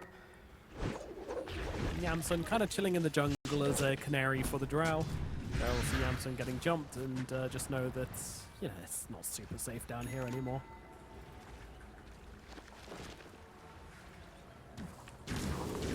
You know what I mean? Doesn't this just make Dota such a beautiful game? The fact that a 0-4 Axe who just relentlessly fed the laning phase is still top net worth of your team. Yeah. I mean, these stacks from the Shadow Demon. Yeah. Just Exactly. happy to scream back into the game. And this way you will look towards Lelis to, if there is going to be Nemesis having life through the Axe, of course, like, you look towards the Shadow Demon and just go, thank you very much. Because without him, all the threat and punishment we expected to see on Chili Pibble, there just wouldn't be any at all. No. Stacker Supreme doing work. Also, though, extra pressure on Jabs now as well. You know, if you don't make some big calls with this Blink Blade Mail, then Yeah. not only are you letting down yourself, not only letting down everybody else, you're also especially letting down Lelis, who stacked for you. I stacked for this? Should have taken it myself. Luckily, Analog's also going to have a blink soon, so there is going to be this like double offense that they can provide. The problem they face is Bane SD on incredible controlling base supports without damage themselves, and kind of the whole lineup functioned on winning lanes and like Drow slotting in behind the pick-off potential. Like any blink initiation from Slardar, Drow just appears with like Dragon Lance Yasha and goes, I'm here, let me get the kill. And she will be missing from some of these engagements because of how much of a disaster her lane was. So as much as we anticipate Nemesis wanting to make moves, even when the blinks appear, they might just hold back for a second due to the kind of the lineup that they have. Wait until saying that both supports and show themselves. Yeah, but both supports are sitting behind Slardar, sorry, and they're holding the blink on the courier by the tier 2. So they are going to look for a pickoff. They are pinging the Centaur as well. A Vanguard Helm of it's a tanky target. There is a tier 1 tower here as well. Like, it's not as if there'll be no response from Chili Pibble. Do they have the burst damage? Needs to get involved here. In we go, jump in, there's the Amplify, there's the grip coming out, but Wu is already there to cancel, which is going to allow the Stampede to come off, and Rayo actually goes in aggressively, and they'll just cook up both of those supports in an instant. Katsuro TPing in immediately here, just wants to be active, wants to be all over the side of Nemesis. That was incredibly optimistic. It was. I was asking the question. Biggest boy on the map. Yeah. Like, I'm saying, like, do they have the damage? But that's just like the polite way of wording it. Like, unless your Drow standing right there, ready, willing to just fire in a million shots, and that's like Nemesis are just looking broken. They did not win the lanes, and there is no position on the map they want to be. Murta just running away with the game now, 8,500 net worth. Dire's middle tower is under attack. It's getting ridiculous. It really is. Yeah. They need to do something about this Muerta.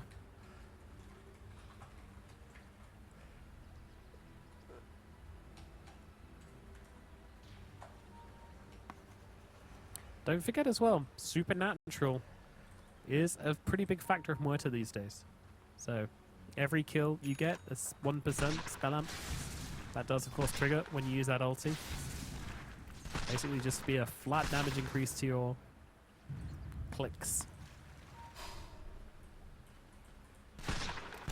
Very, very painful. And up to 8 stacks.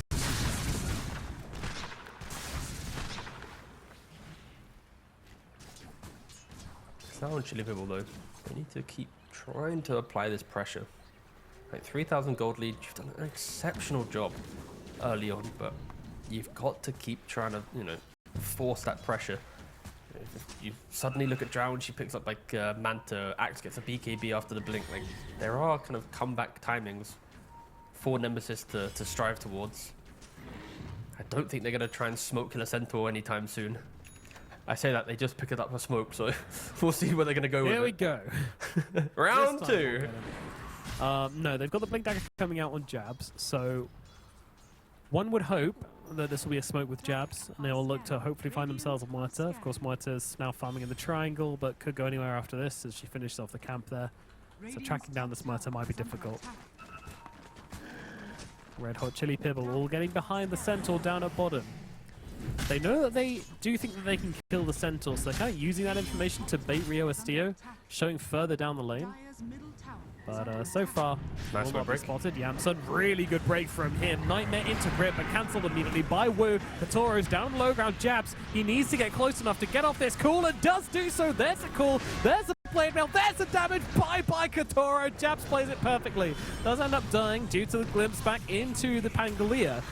There's a big turnaround play, and now Rubicon get into the mix as well. Start blasting away at Rio Estio, and with a nice little Nightmare, they will keep him silenced, keep him killed, and get themselves 4 clean kills. Nemesis, they waited for their moment, they were patient, and they found it.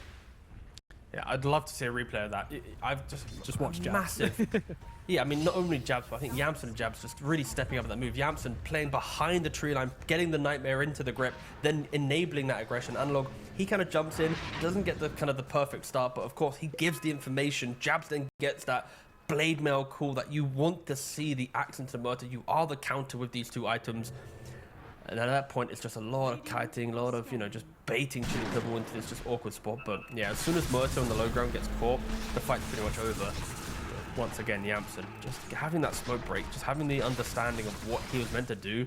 Obs placed, Nightmare, grip. They really just kind of outplayed them in that team fight.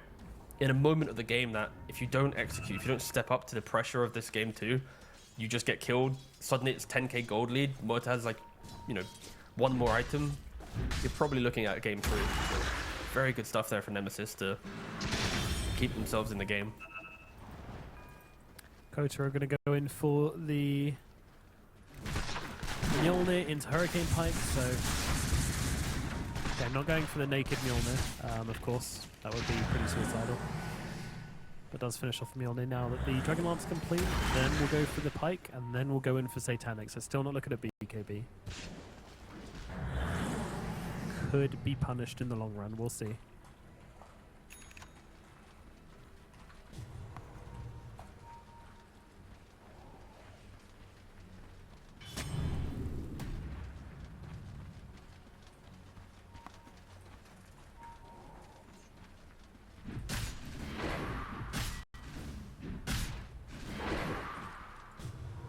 Lala training this game did go in for Diffusal, no big surprise here.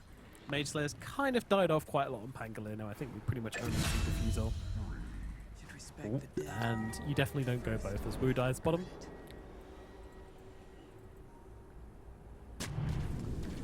Pangolin Yeah, builds like, makes change it, a like, it lot. has a time and a place. Like, yeah, it very much has a time and a place. Diffusal was like the default, and if you have a read for it, then you go for the other. But yeah, not that necessary in this game at all. I think usually though you only pick up one. I don't really see people doing both because it just delays your blink timing, it delays your Aghanim's timing, which are both really important timings for the hero. Yeah. Yeah, the swashbuckles are pretty awesome, but yeah. What else? Yamson's opted for a Ghost Scepter, which against Pangolier, pretty good, very good. Yeah, Against Water, oh, absolutely terrible. no. Part of me was thinking that maybe Blink Dagger would be the item. It's good to Blink. Just yeah. Oh, dies to Lannis's tick. But lives back onto Analog here. Analog in trouble. There will be a disruption to buy him some time. Axe Cam, he's up at top. He's chilling. He's farming. He's not getting on this Murta right now. But Double the saves. Feeble out onto the Murta, which is super, super annoying. Analog still not out of this yet and will actually Drow's end up here. going down. Nice silence from Rubicon, though. Catches out the Pangolier, gets them the return kill. Very, very valuable. Nightmare in one. Has been seen. Nightmare used, sending him back. Rubicon looking again. Prada is on the high ground. What can you really do, though? Well, he doesn't actually need to do anything because the Centaur is just insanely tanky, especially with the Crimson Guard now as well. Able to block up the Drow's damage and be absolutely fine. So he was just going to leave. He is a... He's kind of like the... You know, like when there's the Medusa strategies, and it's like, you know what? Let's deal with her at the very end of the fight. I kind of feel that's where Centaur's very quickly getting to. It's just, don't go near him. Honestly, it's the type of game that I'd love to see the Centaur get, like the Blink, the Hearts, the Krellas. Like, I just want him to be a bit more of a threat because he's very much itemizing for survivability, which is perfectly fine. The Lotus Orb into Bane, into Slardar, exceptionally good item. But after that, I wouldn't mind if he just tried to take over the game a bit more. Like, the eventual overwhelming Blinks, you know, the big ticket items. They will be a lot more commanding for him. Dire are scared. There is a fear that eventually he will just get nightmared. And that's it. Done. Nightmare him one time, and then you have 5 seconds to go and run off elsewhere into the fight and do something else.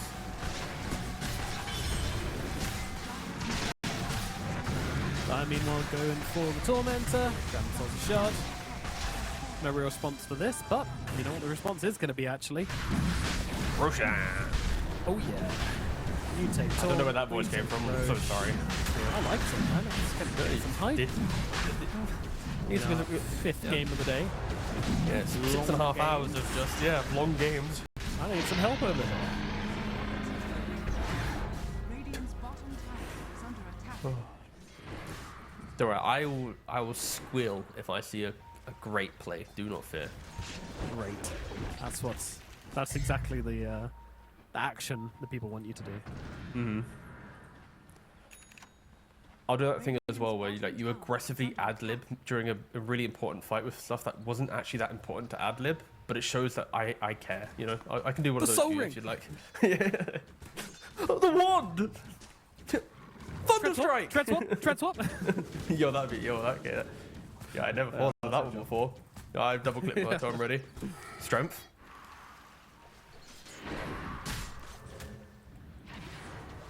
She's yet to swap, by the way, hence why I've not. Oh, in? Oh, in. Strength. Big. Yeah, back straight Straight. though. Just being Oh, attacked. wait, no, we can do Oh, Drow. straight She's on there. camera. Oh, no, we're back to Murta. God damn it. Back Oh, to we're on Drow. Back God to damn it. Drow. Back to Drow. Oh, okay, whatever. I can't be Staring done. at you. Yeah, I don't think I'm Drow's getting going to played be with able to, to be him. honest. I've actually been treated like a fool every time I said a new hero. You've been chumped. Yeah, absolutely chumped. I'm just interested to see if the Satanic is going to work for Kotaro Hayama as a "oh goodness me, I've been called" response. If you press it, then yes. If you don't press it, then no. It's a crazy bit of analysis, but it's a very kind of says what it does on the tin type item.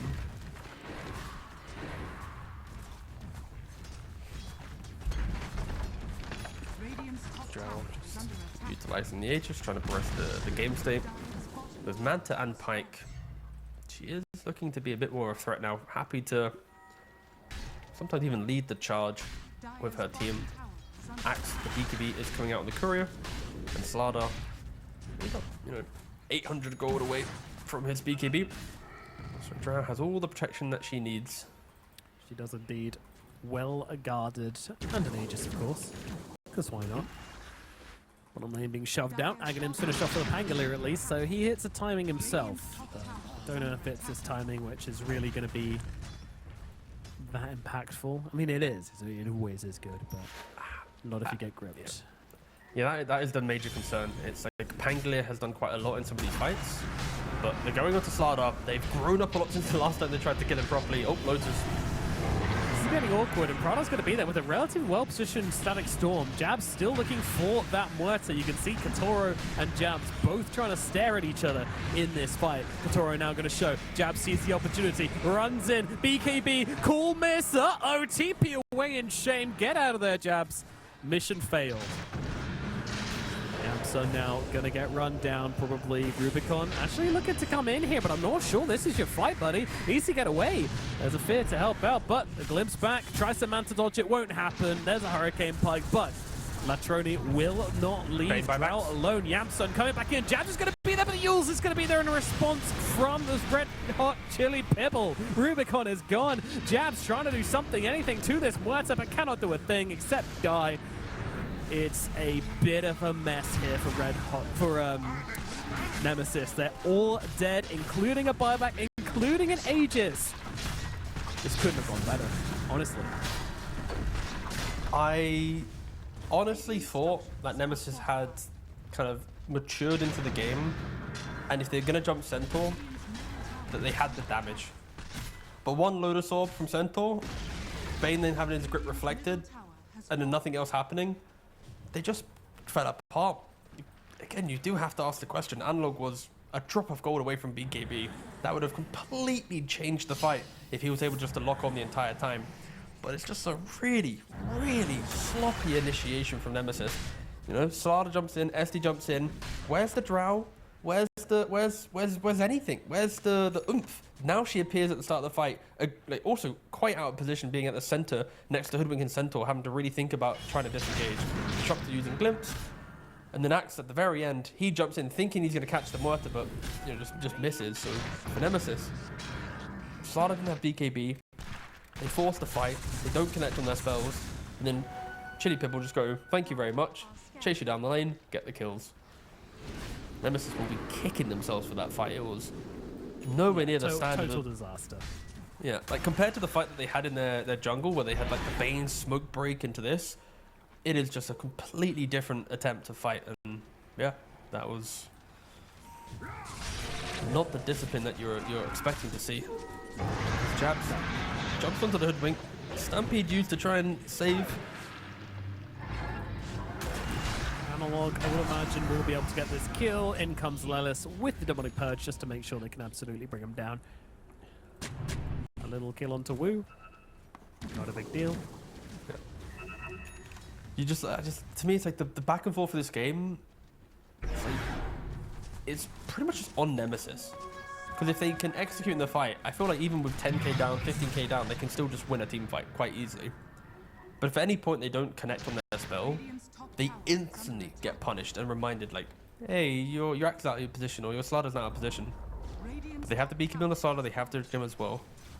So they want to try and take over a bit more of the map. They don't care that the last fight didn't go their way. But Drow getting jumped by the Centaur.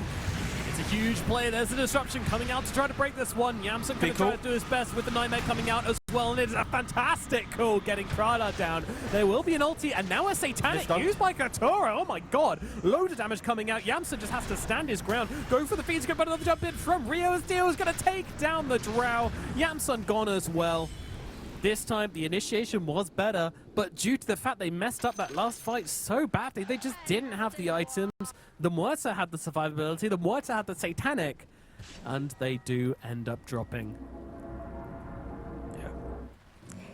And they found the Muerta, but there just wasn't anything else to layer into that kind of moment, right? And the Drow, until she gets a BKB, she has to be very mindful, like, how to initiate the fight. And it also wasn't like on their terms. Like the Drow shows on the mid wave, Centaur just full sends it on initiation, and it's like the perfect jump. You make the Drow like waste some of her tools to disengage slightly. SD's using disruption, like all these little things that add up, and the Satanic on the Muerta, pretty cool pickup. Axe doesn't connect on the initial dunk. She presses Satanic and then goes, "Thank you very much." let me just re-enter the fight once more. You don't often see the third item Satanic, but into the axe makes a lot of sense. Does indeed. It's the only item she really could have gone like. I just think BKB would have just been too much to ask. You know, it doesn't do anything if you BKB after the call. You're still just going to get run down and killed, so. Satanic, great choice. 10 out of 10. Katoro absolutely pulling a shift on this character. As he almost did last game on the Terrorblade as well. So he did pull a shift on the Terrorblade, so. Katoro coming alive as we enter the later part of these qualifiers. It's great to see.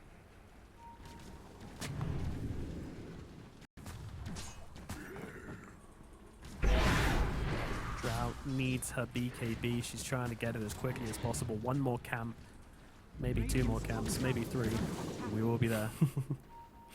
Maybe 4, maybe 5. Yep. Oh, death. We'll go back to 6. Yeah. 7, 8. No, there it is. BKB update.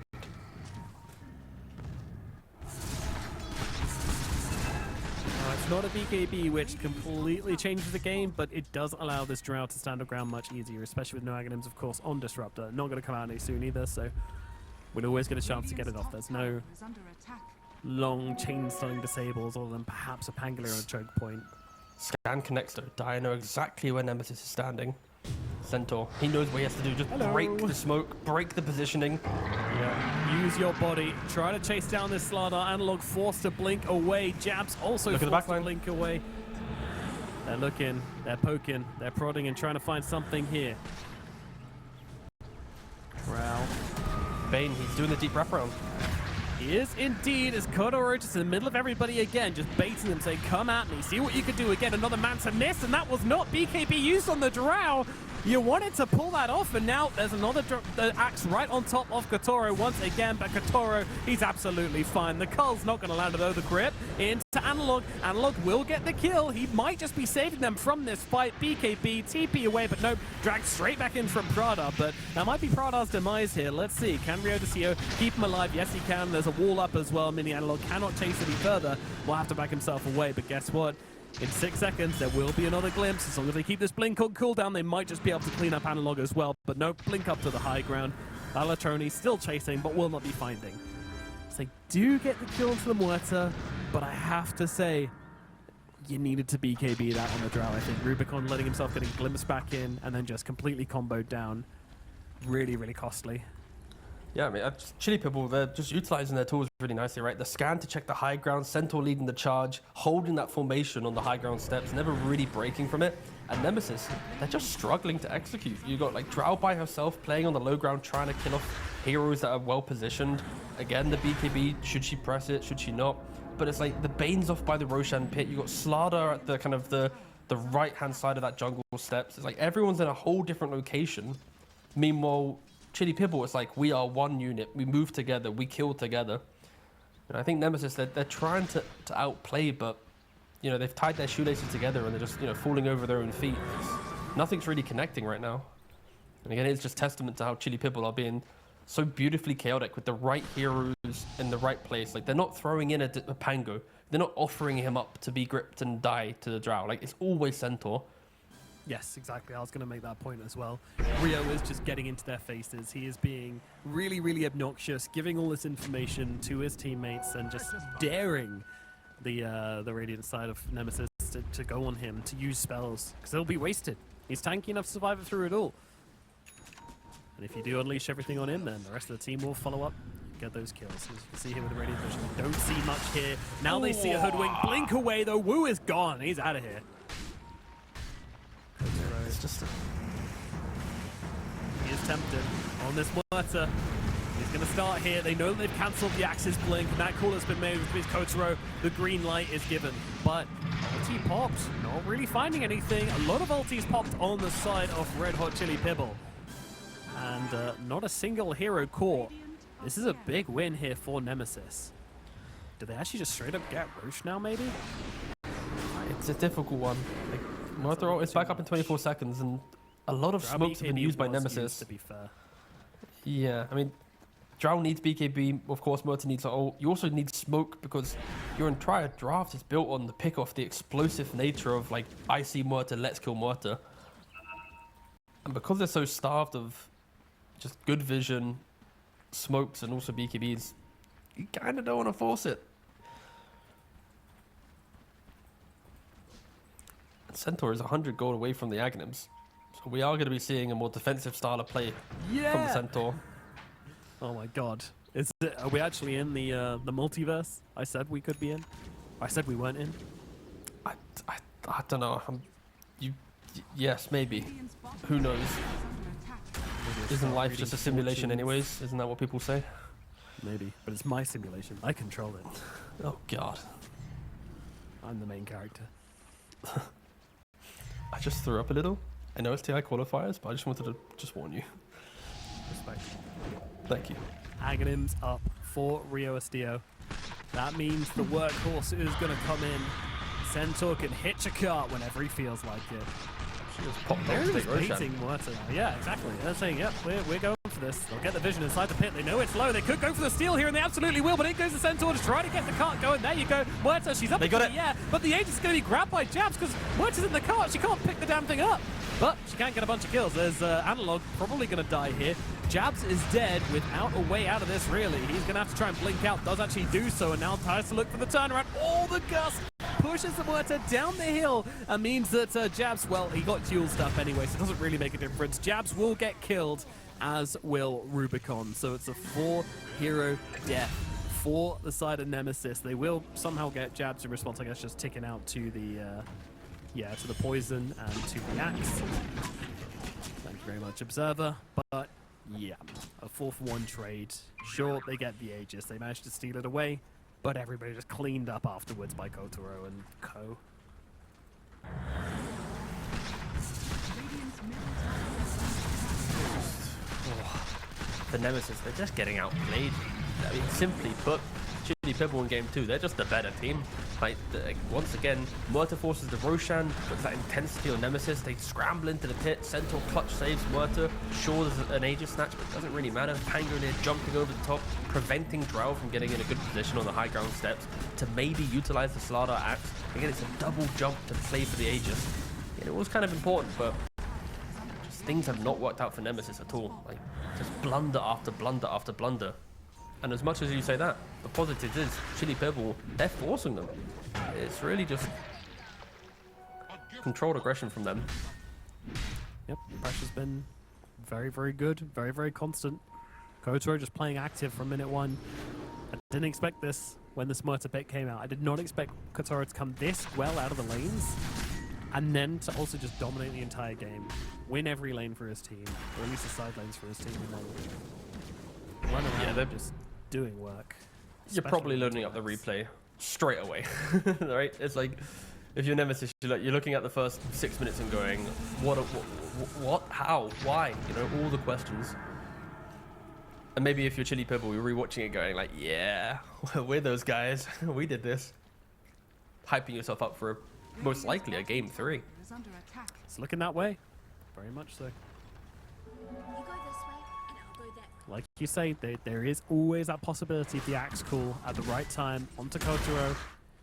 You'll need a little bit more than that, but if the Slardar's able to help out, or if the Drow's able to land a multi-shot, something like that, as we have a static storm to clear out bottom wave. Down. Fine. Scanning. It's an 85-second cooldown, to be fair, but it's also like, when was the last time, like, I mean, at least in the last 17 minutes, have we seen like Drow plus Axe, Drow plus Slardar, like together combo one hero? No. I just no, don't think I've seen it. The only time they were given that opportunity was just now in the Roche pit, and that's because they had the Centaur Axe ready to reveal, so they were just fully waiting for them to try and do that. You always get one. Rio Estío jumps in with the workhorse, shoves the Muerta into the back, only issue being that Muerta could then not pick up the Aegis, so swings around about, say. Structures are fortified. And if there is a debate for Greedy as a concept, I think Disruptor is probably one of the few heroes that, one of the many heroes that demands it stays in the game because of your free path to Aghanims. What a great item for the hero. And without Greedy, you sometimes don't get it, but with Greedy, it's like, it's always inevitable around 40 minutes. Centaur, though, he picks up the Axe. Lure the BKB, sorry. Lotus tried to go for the blink dismember, but an incredibly clutch dead shot there, in fairness, from the Muerta. Oh, disruption. I was like, what dismember, bro? The Pudge is in the game. That's hype as hell. Guest appearance. Maybe that's what Nemesis need. You need a Pudge on the roster. Out of nowhere. Left field. Yeah, loosen up. I mean, there is a BKB 9-second Muerta. BKB 9-second Centaur. These are not items that you... Always looking. Smoked up. Ready to jump. Don't go on Centaur again. Opportunity. They find the Drow though. Rubicon. I mean, there will be that nightmare to come down. Just buy Rubicon the space to get out of here, but unfortunately Analog in the backline's forced to use his own BKB and just run away. Analog really cannot get anything off here. At least turns around and throws down the corrosive haze. But that's about all we can do.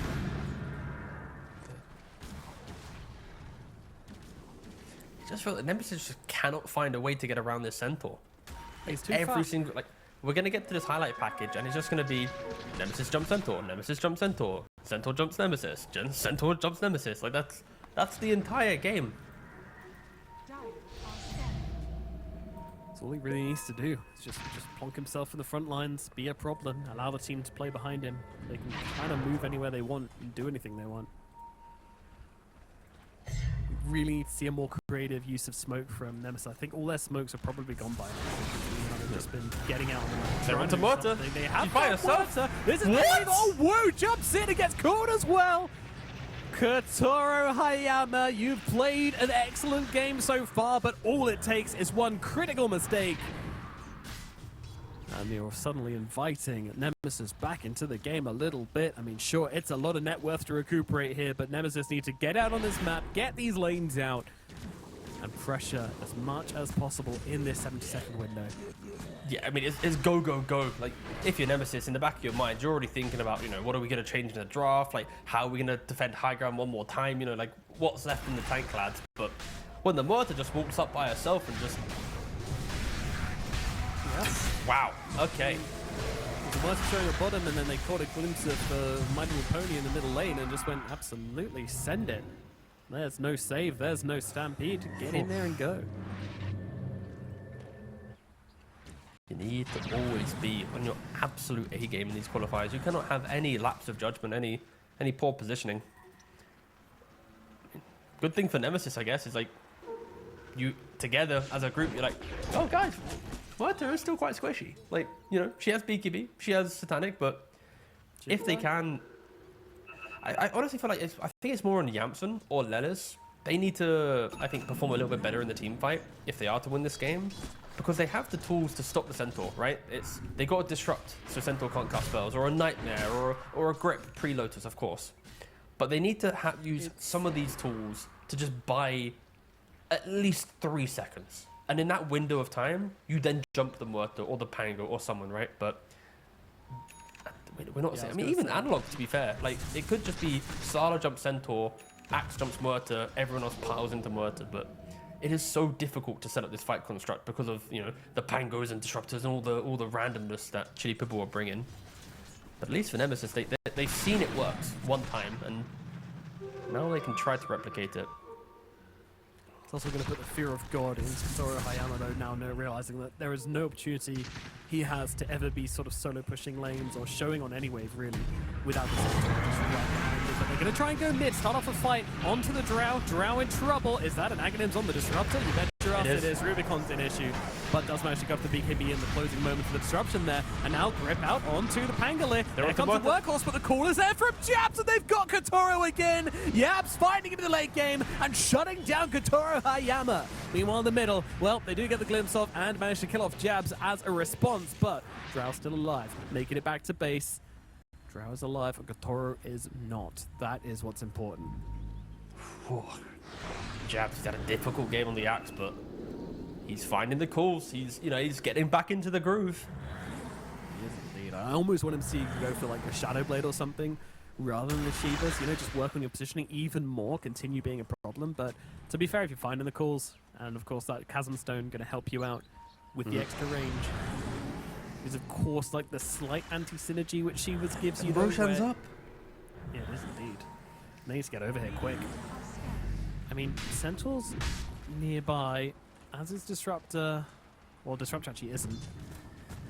Centaur and Hood, though, going to try and be annoying here. They're going to have to delay it. Just buy as much time as possible. Throw some spells into the pit. And for Nemesis, ideally, again, you got to wait for your axe. Yeah, Gotta but wait they've for got the 15 outpost. seconds. It's a Radiant biased Roshan. Of course, daytime always will be. Let's see. Ooh, that's all, but they're walking through the river. His vision is here. Yep, gonna Don't jump do it, in, the just try to land a stun, get on top of the supports. It's a great start to the fight for them. Meanwhile, Analog just getting on top of Prada and trying to take him out. Rubicon, BKB's out, damage coming in. Alatroni in the grip will go down. They get that kill, and now they look over towards the center. Of course, still very, very tanky as Wu's just duking it out with Analog in the back. Rio will get a kill before he goes down, but go down he shall. The Centaur can bleed. Now into the pit, Nemesis. They are fighting back bit by bit, inch by inch. They are crawling back into this game, and with the Roshan, that crawl may become a run. Again, look at the replay here. You can see that Chili Pibble, they feel the threat. They do not want to give Drow this Aegis, so they start throwing bodies in. And then the Nightmare, the Bane steps up, he grabs the Centaur, then Axe steps up to stop the Aghanim's cart to keep the Pangolier alive. Like, all these things. Like, if they don't clutch up here from Nemesis, maybe Chili Pibble buy just enough time for Muerta to, of course, TP. And she has to TP to the outpost. She doesn't TP to the tier 2, actually, so delays that her entry. But both Bane and Axe really just kind of stepping up in that fight and making sure that if there is a comeback, it is because of, you know, their spell casting, but specifically Jabs.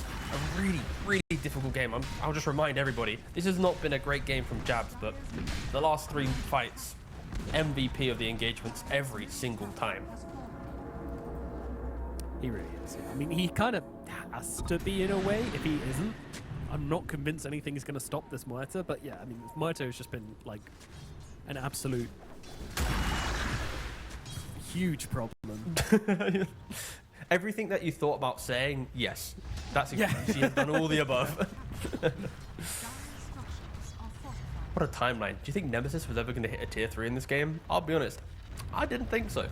No, after this lanes, I think, yeah, I was wondering, I wonder what they do in this game 3 draft. They try to run it back to the lanes. They just run it back and hope that they don't make the same mistakes. I don't know. That's set up. There's a lot of scary Chipping stuff away in at the this late game, mid-tower. though. Yeah. Aghanim's on Disruptor is scary. Aghanim's on Centaur. Also very, very concerning. A huge This is save where available. At They do have, at least they have like the 2 blink AoE stuns from both Jabs and Analog. So whoever goes in first, as you see here, Muerta getting jumped, Workhorse, nice and quick this time around. Both They get supports, though. right on top of those supports. Good lord. Lelis and Yamsun, just a smoking pair of shoes each.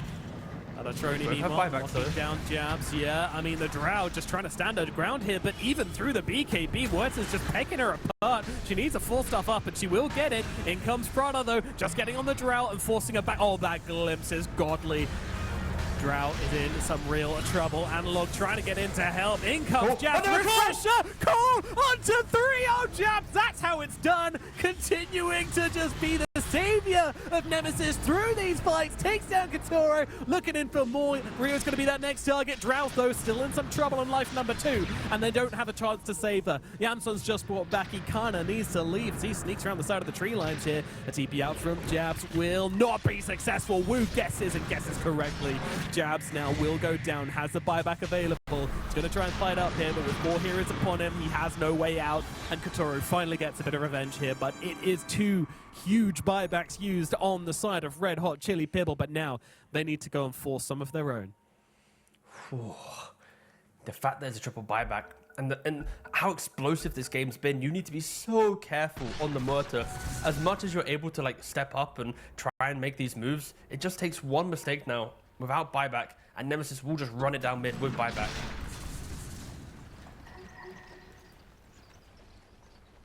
The start of that fight, SD and the Bane both getting caught off guard by Disruptor.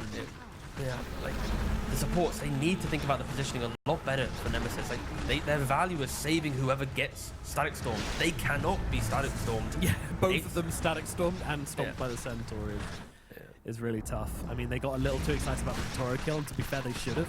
Katoro did die, which is a huge win for them. Now they're just trying to hold on to this Drow buyback. They've used Jabs.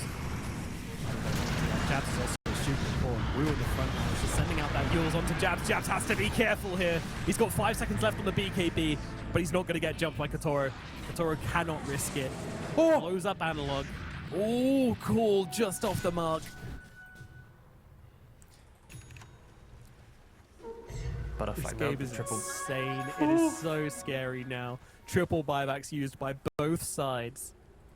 I mean, who Central just- has the cojones to go and make a play now onto this completely like permadeath map? And what massive items are coming into play, right? Center with the refresher for the double cart. You've got Hoodwink picked up the Wind Waker to save whoever Axe calls. Yeah. You know, Slaughter just picked up an AC for additional damage for Drow to pump into the fight. Dire are scanning. Nemesis made the they're call. smoked up. You know, they want to win the fight. They want to just pretty much get kill mid, hit tier 3, end the game.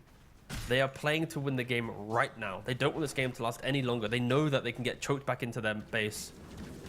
I think it's optimistic to play up in this triangle though. Like they know that there is no vision, so they're just going to obviously take control of it. There's no sneakiness now. The play has been announced. Both teams hugging the high ground ward, right? Dire controls this high ground ward spot. Radiant, of course, owning the other one. All right, So it's Red just kind of Hot Chili disciplined. Pibble, your smoke. What a lovely formal game of tennis we've got here between these two teams. It's one smoke after the other comes out.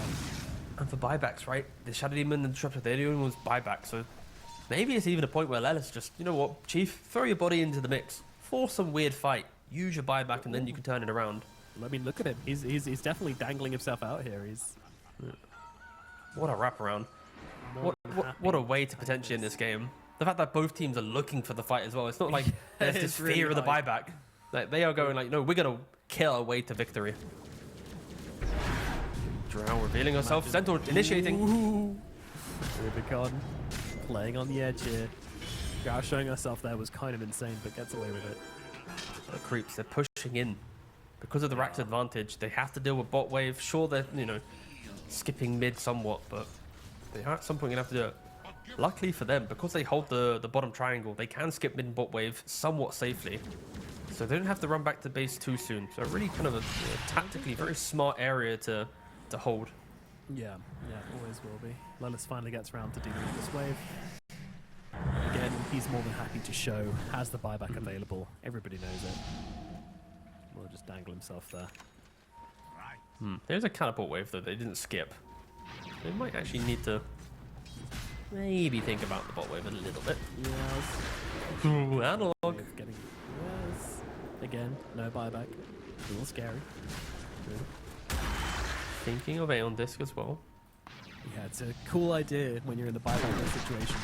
It must feel so nice to get the Aeon. Rio, though, his buyback has actually come off cooldown. He's also bought himself a refresher as well. Pretty big deal. They might just give up these bottom barracks to creeps. Like, no one wants to come back here. The move that Chili Pibble probably can make here is just force them back to base. And now that they kind of migrated from Dire side to Radiant side, that fear of what happens if Murder hits our high ground does force Nemesis back to base. And they do have the ob set up, they have the sentry, they have the high ground. This is not an easy position for Jabs to find that initiation. Are there any smokes available for Nemesis? I just don't Be think very there surprised. is. I think Yeah. both sides might be dry on smokes at this point. It's been several occasions now. Both teams have dropped them.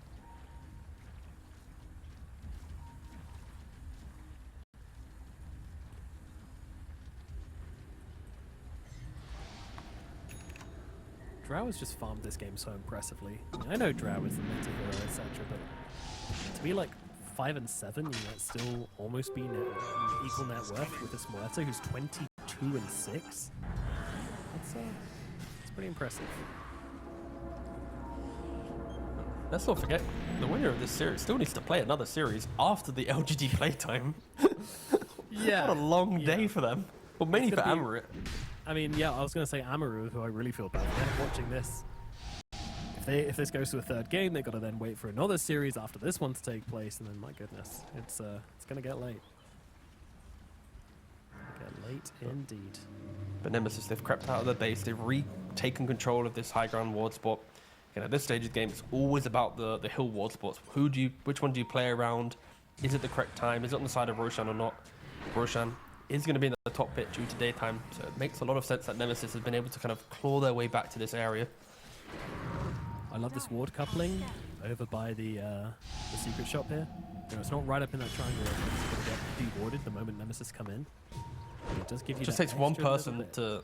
Yeah, you step low down. ground, poof, you're caught. Analog are just on the fringe of that vision. What happens if I step low ground? No, it's not to make a catch at the moment. Buybacks. Couple minutes coming off cooldown. Muerta, minute 15. Pango, 1 minute. Slaughter, Axe both 2 minutes for their buyback. Drown, of course, 2 minutes. Are they just giving up this bottom melee barracks? Because I don't think they should, but also no one really wants to come back and leave that Roshan to defend it. Drow's finally going over with the silver speed, multi-shot coming down. And immediately they'll get into the pit. Red Hot Chili Pibble will say, yep, okay, Drow's shown, in we go, but Drow, of course, going to TP back over. Starting to get low here. Echoes that pierce the veil. Full commitment from Katoro. Swift Blink as well also being used. Roshan getting very low indeed. The small shot going to show them what's going on, but it will just be an Aegis for Katoro. Analog doesn't BKB off the glimpse. That's pretty rough, but now a huge Sonic Storm coming out to follow up with the Stomp there. Drow's in trouble, not going to be able to survive this. She goes down, no buyback available. Katoro in the middle of everybody does not die to the call and can just keep blasting away. I mean, even if she did, she's got an Aegis to boot as well. Drag in your Muerta, get that cowgirl on your cart and blast them apart. GG is called. We're going to a game 3. Oh, I mean, fair play to Chili Pibble. Like, the way that they win this game as well, it's like... It's going to feel difficult. Yeah, well, we'll just have to wait and see, honestly. Like, first active rune rotation, what happens? What type of game has Ricky got? It is quite hilarious that Lalatroni, the last time he played Ricky, was still against Nemesis. So, as much as it was to our surprise, of course, I think Nemesis probably in the back of their minds, when you pick a puck, you're like, do you think they're going to Ricky again? We kind of smashed it last time. Surely they don't Ricky again, right? That confirmation. You know, we were talking about the Battle Fury, and there was that 3-minute 30 Battle Fury on. Oh yeah, what was that about? Yeah, apparently that's just nonsense. There's just a few matches where, yeah, they were just bogged. So Thought so. unlucky, So it was the but, second quickest Battle Fury. second quickest Battle Fury of all time. Yep. Fucking hell. Crazy. Absolutely crazy. And he lost. Yeah. Dota 2, Only what a Parker. video game. Only Parker. Alright. All right. We've had a first blood and a pause, so a little bit of action and back to pausing. We also had a pause in the draft, and we're also now having a second pause in the game. So they're just really running down those timers. Yeah, and if you are just tuning in, guys, this is game 3 in the low bracket quarterfinal. The winner will have to play against Amaru Gaming after LGD Gaming playtime, which, again, a lot of people in chat are hotly anticipating that series, getting to see who's going to go into the grand finals. But just a really long day. Amaru, they started their day, what, like, what is it now, 3? It's 10, 7 hours ago? Yeah. And they're still another best of 3. So let's say that goes 3 games. There's a chance that Amaru started 10 to 11 hours ago and still need to play a best 3. That is, hats off to them if they are to win the series, of course. But yeah, what an extremely long day due to the 2 ones that we've had. Yeah, it's a little bit brutal. Hopefully they can not be too swayed by that and still able to find their feet and play comfortably. But we shall see. Okay, all eyes on mid lane.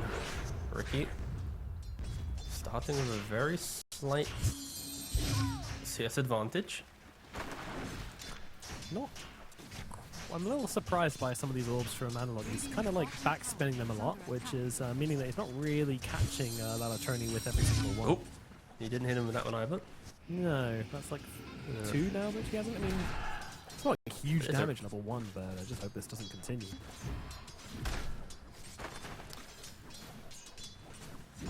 Yeah, I think it's more like once puck hits level 2 orb, like you need to make sure you're utilizing them for aggression. Just keep chipping down the Ricky. But of course, the other lanes as well. Wind Ranger Bane. you'd like to think that this should just be a farm lane. You don't envision Wind Ranger Bane actually kind of trying to get the kill. I think it's more on Hoodwink Dawnbreaker. Like, are they overplaying the lane? Are they chasing too far? Have they wasted their aggression and then allowed for kind of like the nightmare reset of the lane?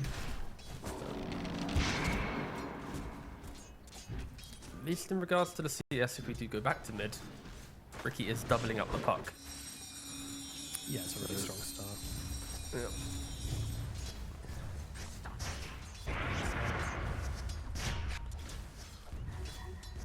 I just haven't seen the Ricky Puck matchup for so long that No. I just blindly assumed it had got better for Puck because most of these matchups had been slowly drifting towards her being able to play them, but Yeah, Puck is At the still moment? the highest pick rate and I think one of the highest win rate mid laners. Certainly the highest out of like the regularly picked mids. Puck has an insanely good competitive win rate this patch, so I mean, it's close to first pick material. Oh yeah, very, very much. Some teams will if they have the specialist. Could argue Nemesis do, level 30 on the Puck. Much more specialist than that. But, I mean, I think there's an argument to be made as Wu is going to run down a little bit bottom and Yamsun will get the kill with the Brain Sap. There's definitely an argument where even if you have a hero specialist, it doesn't necessarily mean that your team is like gonna first phase that hero every time, because sometimes it doesn't suit the team properly or like every single game. You want to have a bit more adaptability than that.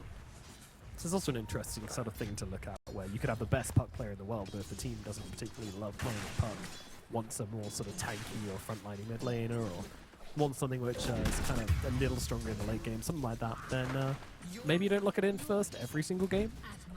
But Rio Steo gets a kill on Mr. Yamsun down at the bottom lane.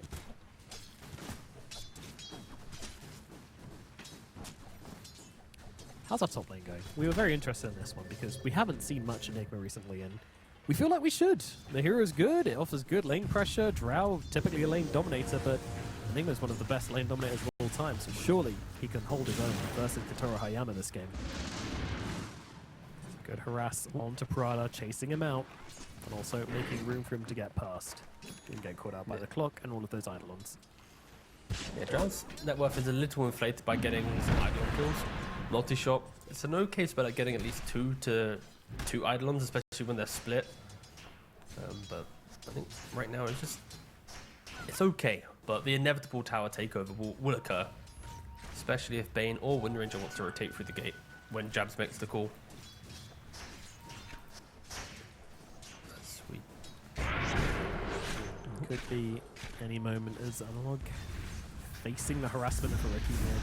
It's not fun, that's for sure. Bottom lane, good damage out onto Rubicon as the okay, a little bit of miscommunication there with the Nightmares. Are fortified. Lane's pushing in here, but everybody's sort of low resources down on the bottom side, so no pressure to around to Rubicon. Win should be able to calm CS into tower here. Getting Bane now off the rotating small through the camps game. nice, Jabs, he's preparing his Eidolons. He's trying to split them on the wave. Yeah, and now He's moving by himself, in. he's Well, on they're the actually right-hand going onto Jabs, so Wu turns up unexpectedly, and Jabs is going to go down. Katoro still kind of okay here. Lelis trying to get on top of him, pops a mango, gets off the cogs, and is going to try and grab Katoro here. The cogs come out, the damage is enough. They get the kill onto the Drow, so they'll trade their off laner for the safe laner. Prada kind of sneaking around behind them here, trying to be naughty. Has got that glimpse to work with. Yamsun trying to go for the brain sap here. Glimpse. Means he's not going to fall yet. Rocket Nice flare Fairy Fire. and blood grenade available. No, the Fairy Fire stops it. He's like, okay, no, I'm not wasting my spells. Yeah. But no, it's still very messy from Nemesis. Like they're trying to split the islands on the Crate Wave, but then Leles goes up above the tower, while Shamson comes from the left-hand side of the Down at tower. bottom. Rubicon is going to dive this, and he's going to get a solo kill down on the bottom side. It's very good. Like they needed to Rubicon. get something. The no-namer of Nemesis, at least by my records, just pulling out a shift here in the bottom lane at the moment. And they're going to get Katoro again. Okay, all right, you happy now, T-Governor? Yeah, no shit. Oh, okay. I'm happy. Collecting some enthusiasm, I'm content right now. joy. We'll see in a second. jubilation. Woo. Gonna get Whoa! There we go. Oh, there we go. He likes it. He likes it. I'm hard to please nowadays. I'm 30 this year. I'm getting old. It can take a while. Yamsun does get killed by the Lalatroni. Rotation up to the top lane though. Ricky deciding to get involved here and trying to get a chunk of the action. Well, it's nice timing on that cog, but it might not save his life, or maybe it will. Nice positioning from him. My God, he is absolutely playing Lalatroni here. Making sure that when he gets jumped, the cog is just immediately going to be there to buffer the Ricky and stop the right clicks coming through. Really, really clean. It's Rubicon. Okay, this is too greedy. This is too greedy. There's no way you get away with this. Yeah, sees the two heroes, backs away. Lalatroni, you madman. No, sorry, Rubicon, you madman. It does help that Windranger can just be left alone in the 1v1 by Stormbreaker. And that just frees up for all this kind of random shenanigans to be occurring on the map. And Jabs just constantly pressuring this tower. Constantly just trying to whittle it down, and Drow doesn't want to be part of any of it. Even Rubicon coming through the Twin Gate. Just noting, you know what? Let's just make sure this tower is taken cleanly. No more shenanigans. No more fun. Drow's stepping up. There's no way she comes up for this tower defense. Her team is running over from smoke. Ricky is trying to get back into the fight. Yeah, Rubicon looking for a shackle there onto the Drow. Doesn't find it. Lalatroni isn't seen, so it's kind of just chilling at the moment. Black hole available from Jab. Sentry down here, so they know Lalatroni's around. Turning around, not with the black hole, just with the Malefice, because that glimpses upon him, and it does look like Jabs is going to fall. Win TP down the bottom, trying to get on to Real Steer, but Real Steer got the TP out, so. It's really nice movement. I mean, the fact that the Drow kind of walked to lane, went, maybe I shouldn't be here. Then disengaged, of course, Ricky. Kiting around, making sure he's not getting clipped by any random sentry or anything. Getting the information and opening up the kill. The fact that Rubicon just fully styling on the bot lane in regards to that solo kill and farm, he is pretty much kind of the sole reason why the net worth is growing. And with Ricky making so many map moves already, the puck not pressured at all. Like, sure, there are some CS problems in the first, like, what, 4 or 5 minutes, but yeah, he's just farming the double camps in the Radiant jungle. He's pushing mid. He's not panicking, rotating. He's not trying to, like, mirror the Ricky's map movement. He's like, I'm going to play my game. Ricky, you play yours. And at some point, my hero is just better than your hero. And we'll get to play the game at that point. It kind of just comes down to that, will I coil you? Will you dodge it with some tricks of the trade or blink strike magic? If you land that coil on the Ricky, he's going to have a terrible time.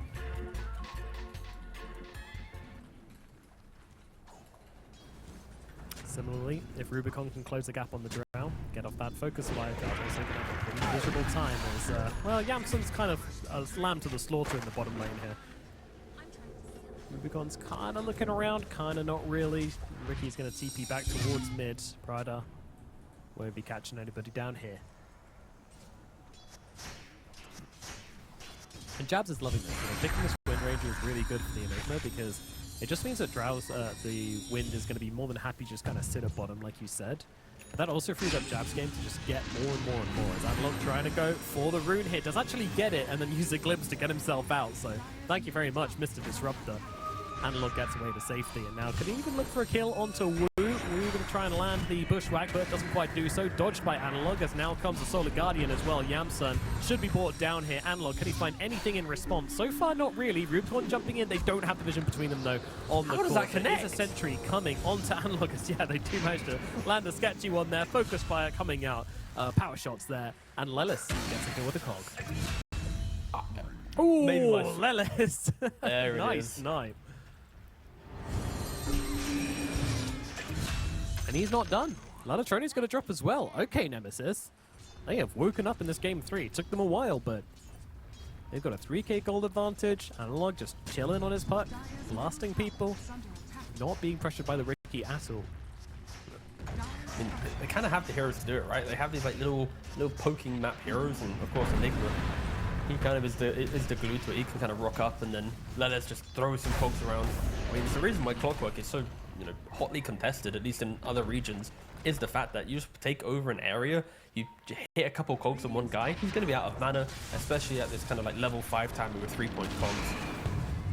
It's really difficult to deal with this style of kind of cheap map play Nemesis is throwing around. Nightmaring The the Dawnbreaker to keep just- it alive. Yeah, that's quite I something. mean, I've seen them do it before as well. Like a lot of Bane players are just kind of trying their best to min-max their spell as much as possible, but Yeah, it's got some cool utility with the Sleepwalk. Being able to move creeps is always cool. I'm sure someone will eventually find a way to put a creep on a cliff in it or something and break the game, and then it will get removed, but enjoy it while it lasts. Bane players. Good catch out onto Lelis here from our HCP, but maybe they can get the puck as well. Analog trying to get away here.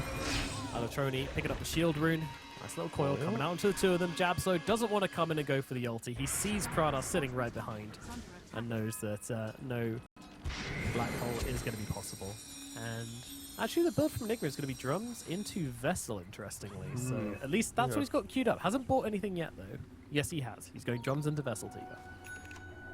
yeah, I was pondering on this item choice. It's like normally after drum, Enigmas they do have a weird build path where it's like normally you want to go like blink, let the fight breathe, see what's happening, BKB. If you can't go blink, you often get one aura, then you decide after if you're the blink BKB guy.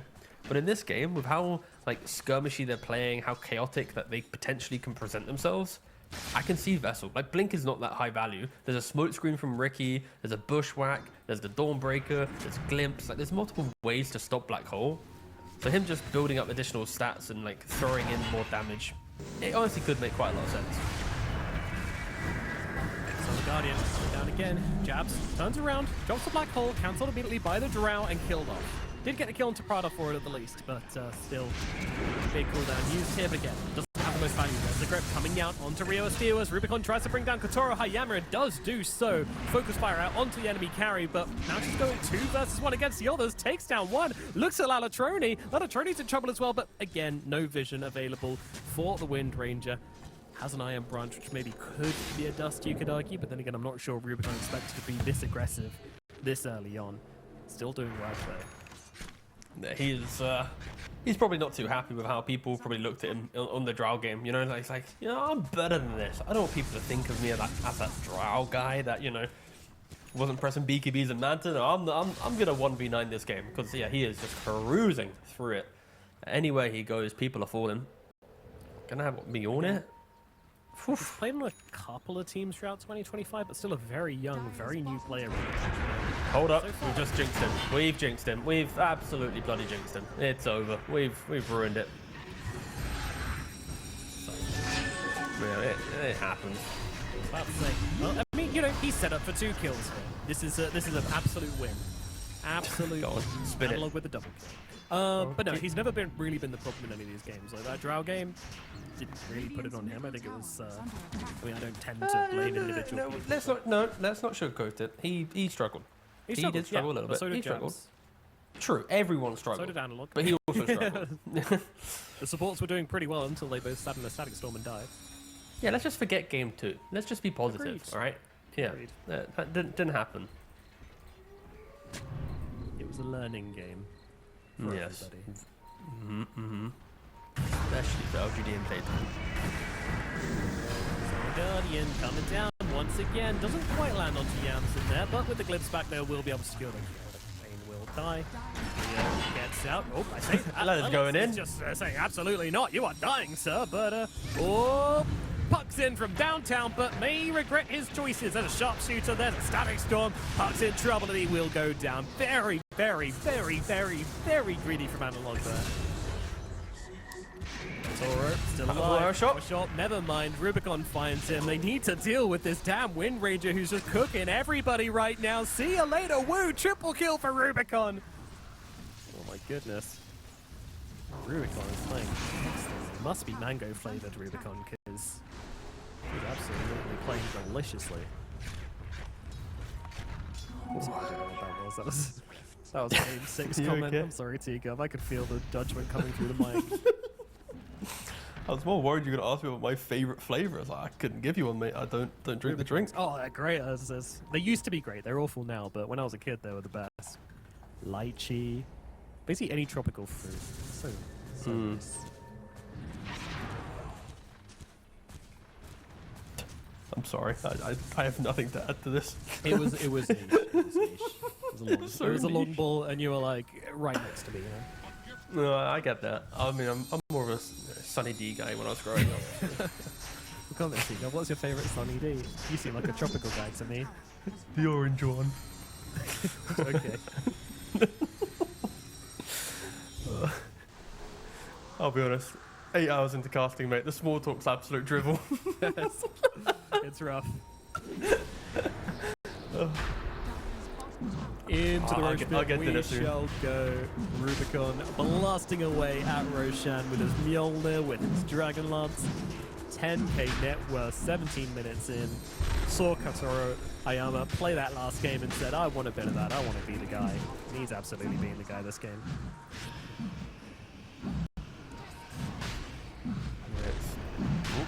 Bane Need to do is delay. Yep, and force out a bunch of spells apparently. Not bad at all. Bane's going to tank so much here. Meanwhile, Roshan, he's not dead yet. Rubicon's backed out of the pit. But I just don't. What are the Nemesis supports doing? Why are you forcing so much? You're taking Roshan. Jab's coming in. Oh, yeah, that was a small chance there for a very big lag. You know what? It'll do. It's got the Drow. The Drow is dead. Katoro Hayama is gone. Jabs might pay with his life here, but Rubicon is once again just absolutely mowing everybody down. See you later, Rio Estillo. He's going to fall as well. Another triple kill for the Drow Ranger. He's hiding. Prada's playing sneaky peeky around the pit, and then takes an arrow to the face and will die. Ultra kill for the Wind Ranger in this game 3. Where has this been all series? This is incredible stuff from Rubicon. I mean, Nemesis are very grateful. I'm very lucky that Rubicon is just popping off because I think the decision making of that Roshan, it has to be put into question. We need to be extremely realistic right now, even after a long day. The winner of this series is going up against Amru later today and still has to play LGD or playtime in the lower bracket. So the fact is, when you're forcing Roshan, and then your double support running up high ground, dying, and then making it slightly uncomfortable, if Wind Ranger wasn't having such an insanely good game, that is the makings of like the awkward blips that the playtimes, the LGDs, the kind of the destined grand finals teams will punish. But that aside, Rubicon, he is having an insane performance. So he does save the day. 11-1-6, now with the Aegis. Nemesis will continue sweeping around the map, putting so much pressure on the Drow. And yeah, he's a madman in this game. He has no chill. Does get the kill in the end. I mean, Analog got the credit, but I mean, if you're watching that was a Lelis show. To a T. I kind of want him to get Blink Dagger at this point. Like, the way that he's just moving, it's like, you know what? Yeah. Hold your hook shot for something else. I want you to blink in, cog, like, whew. I didn't realize that there was a homing power cog talent, which he's somehow unlocked. Did not miss. Lavatroni just kind of watching here, will jump. Oh. Now Solar Guardian coming down as well. Don't forget, Rubicon has got the Aegis here. Doesn't have a BKB, but doesn't really matter. 4 staffs galore coming out. The puck did indeed get one. Rubicon has a Hurricane Pike. Jabs, he didn't get the memo, unfortunately, on Jabs. He is going for the Blink Dagger and probably into BKB, so... That's I wanted 5, but I'll settle on, well, 2 at the moment. You're being greedy now, come on. Wait, no, we're getting a third. We're getting a third. Lelis is building one. Fine. Oh. Rubicon. Oh, no. Has he killed Lelis? It does look like he may have killed Lelis. Yes, he did indeed kill Lelis. But he's getting the woo kill. Respect that. And now Lelatroni's not looking that healthy, to be perfectly honest with you. He's urging to jump away to his teammate, but the vessel is on him, and Jabs will get the kill. Analog sniping in the back lines here, threatening. I hate it when Analog's coming towards me.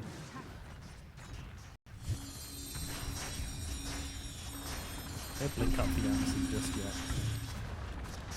Jabs on, this better be a 4-staff coming on your courier.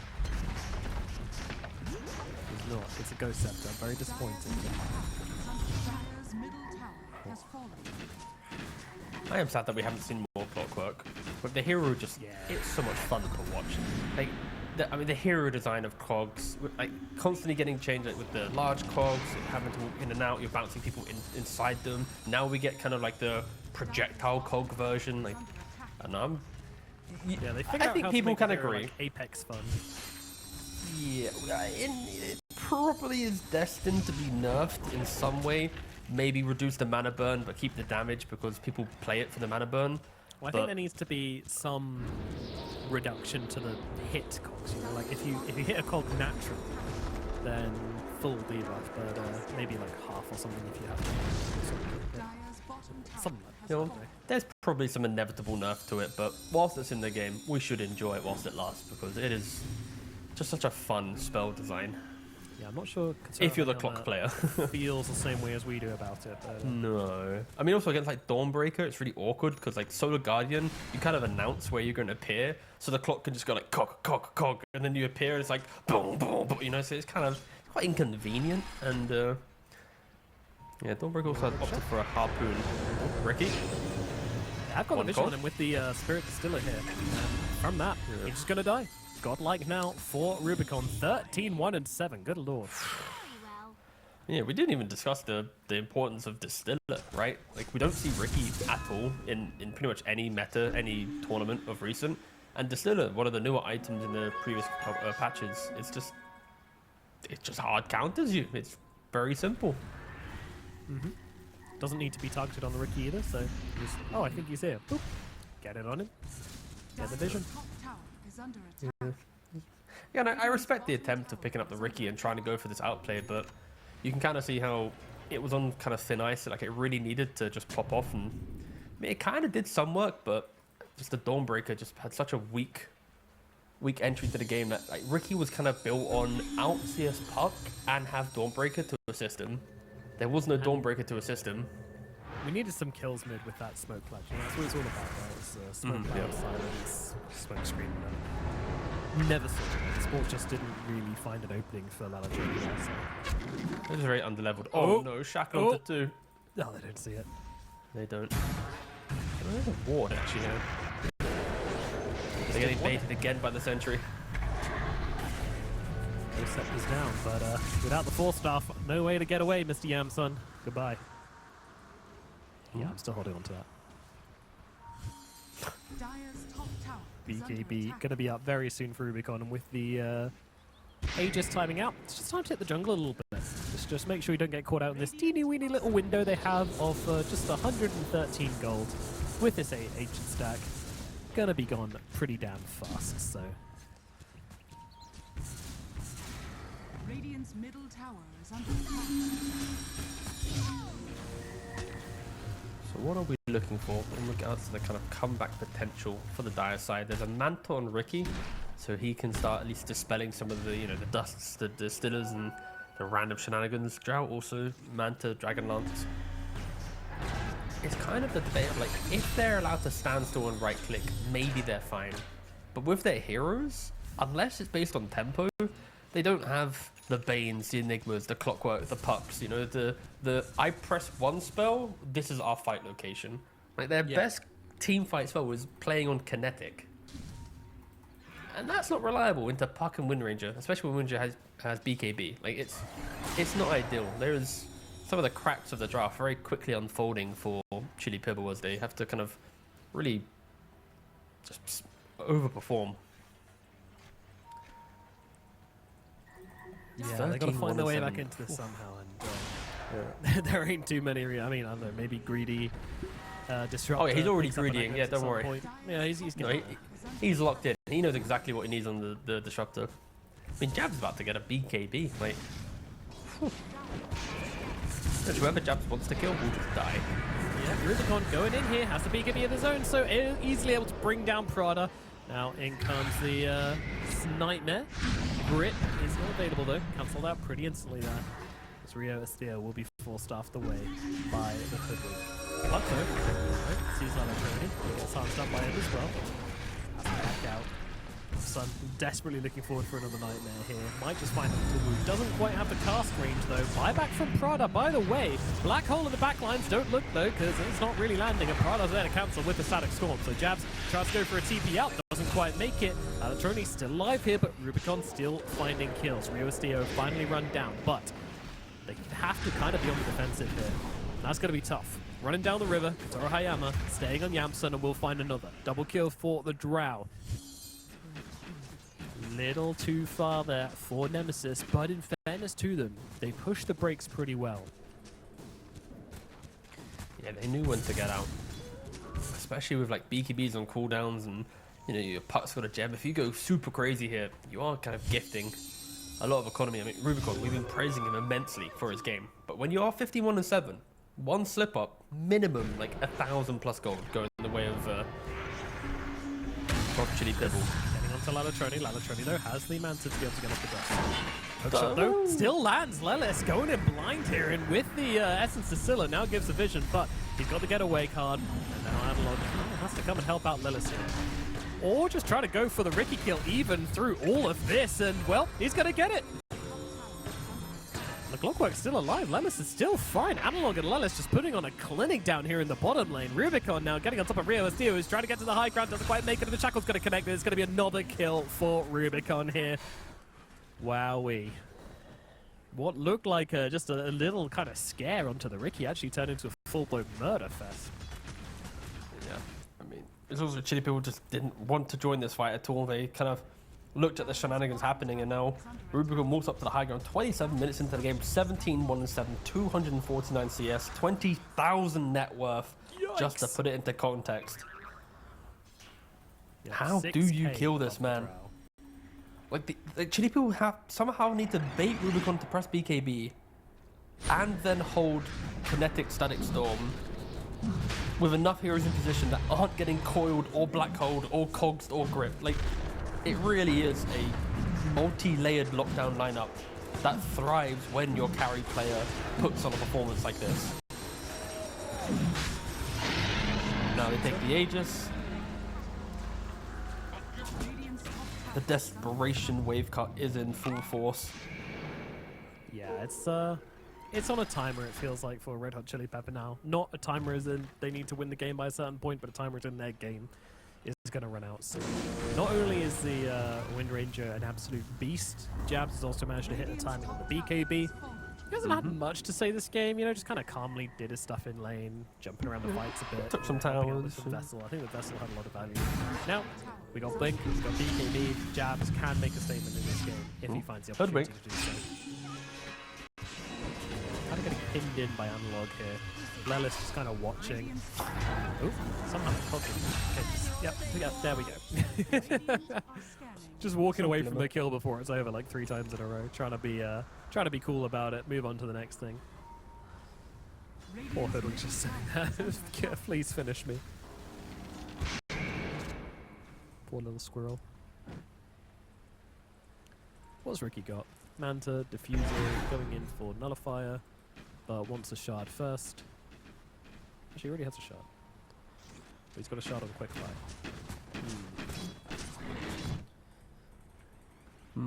I'm sure he won't buy the shard, right? He's got to take it off Quickfire, otherwise he is going to buy it. There we go. No, he's not going to buy it. I'm in the clear, it's okay. But what if he, like, kills the Wind Ranger? Auto buy the true. shard. I mean, I'm not lying. Like, No, I agree. It's you just have to do it twice, but could happen. funny when you say it out loud. It's I'm not supposed to laugh. Oh, here we go. Yeah, he's got some cogs. It's not quite enough for it, but I don't know, I'm just so fascinated by this shard thing. I just really want to see Lalatroni accidentally buys a shard. come on. All right. He just likes to feel alive. You know? It's a pretty dull game for him. Can't really do a whole lot. I'll just be like, yes. Slide mess up. Nope. And focus fire coming out onto the Ricky. Ricky, Oh, and the the cog cog again. catches him as well. Lelis, the sniper. Brazilian sniper Lelis. Catching out everybody. He's not a sniper, mate. Get him on the fucking Brazilian football team or whatever it is. They need him. Drawing against Morocco. They need new strikers for sure. They're struggling. You involved in any sweepstakes for that? No. They are quite fun, but I'm just sitting back, seeing if England can do it, even though people always overhype them. Just say yeah. It is what it is. It's such a cringe. I'm so embarrassed about that even existing. Like, It must be so annoying. I mean, it's annoying for me, and you know I do want them to win, so it must be like horrible. at most a top 8 team on a good day. But our fans are very cringe, alas. Nemesis, just going through the regular motions, take mid-rex, reset to the high ground, let Rubicon either go back to base or just let his Aegis expire. They don't really need to do anything special, just keep it good old classic Dota. I mean, Maybe even go top, take the top tier 2. Katoro Hayama is the only person who could possibly stop this Nemesis team just running over this game. He's the one who almost did it on the Terrorblade game. He almost made it close. The second game, he absolutely broke the game apart with his Muerta. His drought, it has been quiet, but one thing we do know about this player is that when he decides to enter a fight, he has a plan. He'll always have an idea of how he can get in and turn things around. Nemesis is very aware of that, very ready. They may even have a jabs just ready to go on the backlines. BKB, Blink Dagger, Chasm Stone, just whenever needed. Dyer's Looking up to the high ground on Nemesis. They're just forcing them back. You need to find a way to enter the fight. It's just not Aggressive easy. fortification as well. Oh, they've been found. Yep, Prada caught trying to sneak back into the base after bedtime. Now Lalatroni caught by the Bane, but there will be the interrupt coming out from the Hoodwink, and maybe they can get the Bane return kill. They will. Yamsun falls. Rubicon, though, he's in so deep, just looking to blow up Lalatroni. Lalatroni, though, 4-staffed away, but Rubicon 4-staffs in, but then there's also piked back, but it doesn't matter. He's still going to get the kill anyway. A few shots fired across by the Drought. Rubicon doesn't give a damn. Keeps it going. 6 seconds left on this Aegis with 2 heroes dead. It's not looking very likely they'll be able to make a defense, and Jabs is just sitting in reserve. He is the insurance policy. I'm not doing anything except popping this BKB, popping this Blink Dagger, and black holing anybody that dares touch my little Rubicon. We have been baited by illusion here. It's alright from Katoro. We're going to need a lot more than that to turn things around. Let's pop in that Ghost Scepter by himself sometime, and Wu's the one that goes down instead as Rubicon blows him up with yet another focus fire. 15 seconds till the next one. You gotta be fearing this at this point.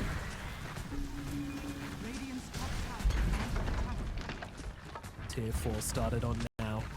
They want to put an end to it again. Katoro just cannot find the opening. He's running through the simulations, trying to find the best percentage chance of getting into this game, but there just doesn't seem to be one.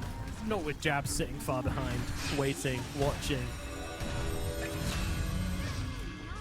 It's just such an insurance policy here. Just watch this Enigma, guys. He's not doing a single thing. He's just chilling back here, ready to go at max blink range with max black hole range. What are you meant to do when Lennis is just popping off with the cogs? Rubicon's hitting every shackle in the world, and Analog's already there with the coils. Trying to kill Rubicon. Yep. Here's Rubicon looking in a bit of trouble. Up, Jabs is ready to go if needs be. Here we go. Black hole coming on down, landing onto the two of them.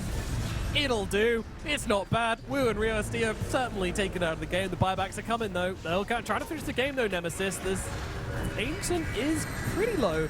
Not low enough to just focus down just yet.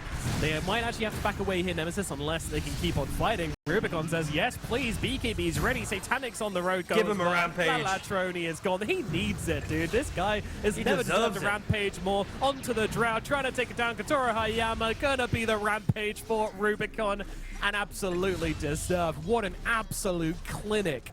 The Wind Ranger clinic from Rubicon in game number 3 leaves absolutely no doubt who is going through in these qualifiers.